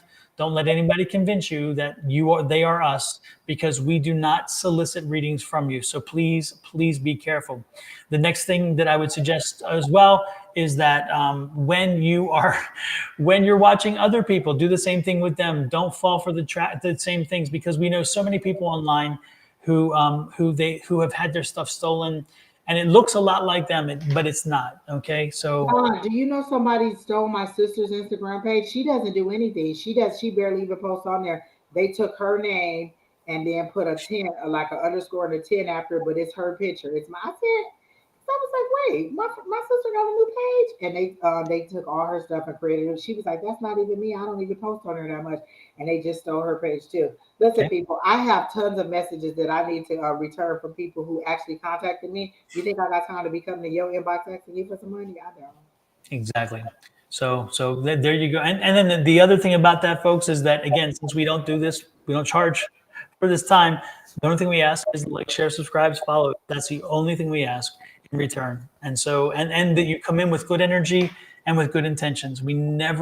We always love the energy when it's positive. And if it's a negative energy, we tend to help you see the door out, because that's not the energy we want to deal with. Nor does anybody else in here. Everybody, we have a little family here. We have a great little group of folks. Miss Linda, who just talked, Kelly Dix, Jojo, Creating Balance, Cynthia. Yeah, Pamela. Pamela, and Pam Franks. Yep. And then, of course, Bonnie, and which is Oh my gosh, there's so many people. Miss Julie. So we have Miss Alicia, who won't never come to class, don't never come back on the show with us. Exactly. So again, Miss Alicia. And look, we were just talking, and what happens? Oh, dysfunctional. All the way through with nobody. We should have just left a while ago. We should just left. We almost made it completely through, and not one little poker coming on. Exactly. Well, dysfunctional, this is for you. Resume is equivalent to mine. Hush. Oh, we almost got through. God, we were so close. Didn't even use the word either. Didn't even use that word, hoping not to create a situation. And I almost said it about an hour ago, and I was like, nope, don't even put that energy out there, Angie. Shut your mouth. Exactly. And we made it all the way through to the end, and then here you Yeah, come. Kelly says we spoke too soon. Exactly. Dysfunctional, enlightenment, you raggedy. Yeah. Okay. Well, folks, again, thank you so much. Again, you guys make it possible, and we're blessed to have you in. With that said, and Kelly, hopefully you're not freezing too much up there. Maybe you are now maybe at zero, because they've been in like negative 26. Where's she at? Kelly's in way north. Yes. Canada, right, Kelly? But you're like way north in Canada. It's cold. Or is it Newfoundland? No, it's not Newfoundland. It's cold. I thought it was Canada. Gosh, I'm drawing a blank for sure. Anyway, but I know it's cold because it's like last time we talked, she was in negative 26. It's like, holy crap. You're welcome, True Me. Good night. It was good to see you here. When we was asking for all them the questions, all the people want to read, where was you at? They were mesmerized. I don't know. Anyway, we'll talk later, everybody. Good night. Good night, Angie. Newfoundland. She It is Newfoundland. Okay, I was thinking. So, with that said, we're out of here. Angie, any exciting plans for the weekend for one of the birthday weekends? Drink somewhere. I think what was that one place you told me about? Samoa or what was it? Somalia. I might go there. I want to have some drinks, pretty drinks, and you guys are always posting really pretty drinks, so I might go there and have some drinks and food there. So somewhere this weekend to go and have some cocktails or something, and maybe watch the game that they said is going to be on. Yep. So I don't have a dog or a pony in the show. Somalia, very good place to go, and for the brunch, it's crazy. It's really off the hook. It's the food is good, the energy is good. It's great. Yes. Yeah. So someplace. Absolutely. And this is Angie's family has for the month in which their birthday is, the entire month is a celebration for them. So Angie's family from January on through May or June, right? It's like, yeah, one a month. And so like Kina is Kinawari. Yeah. Right. And then, so each of them have their February. And I just every weekend. So last weekend I went to Houston. This weekend it'll be dinner or something somewhere. And just the rest of the month, just picking things to do all week, every weekend, finding something to do. Yep. Absolutely. And then the good thing is even in locally, there's a lot to do because Lord knows the Phoenix metro area, which covers many little towns and cities around it, has a lot. I haven't explored Scottsdale to its fullest. Like there's a lot of places up there I want to go to, and a lot of people be like, "Oh, you ever been here? You ever been there?" And I'm like, "Oh my gosh, there's so many places I need to go." So I do want to do a couple places there, but mostly just drinks, pretty drinks, good drinks, and I don't need like a lot of heavy food, like kind of like light hors d'oeuvres and things like that. But just some places that I can go and explore and have some good food and talk to some people and get out and about. Exactly. Super. Well, with that said, we're out of here then. Good night, everybody. Again, have a great weekend. I will be back tomorrow morning between 7-ish and 8-ish. That's not 7-ish, 8-ish. 7, yeah, right. 8-ish. And you'll know when he goes live because it'll just give you the little alert. Exactly. So 8-ish Mountain Standard Times with Shauna.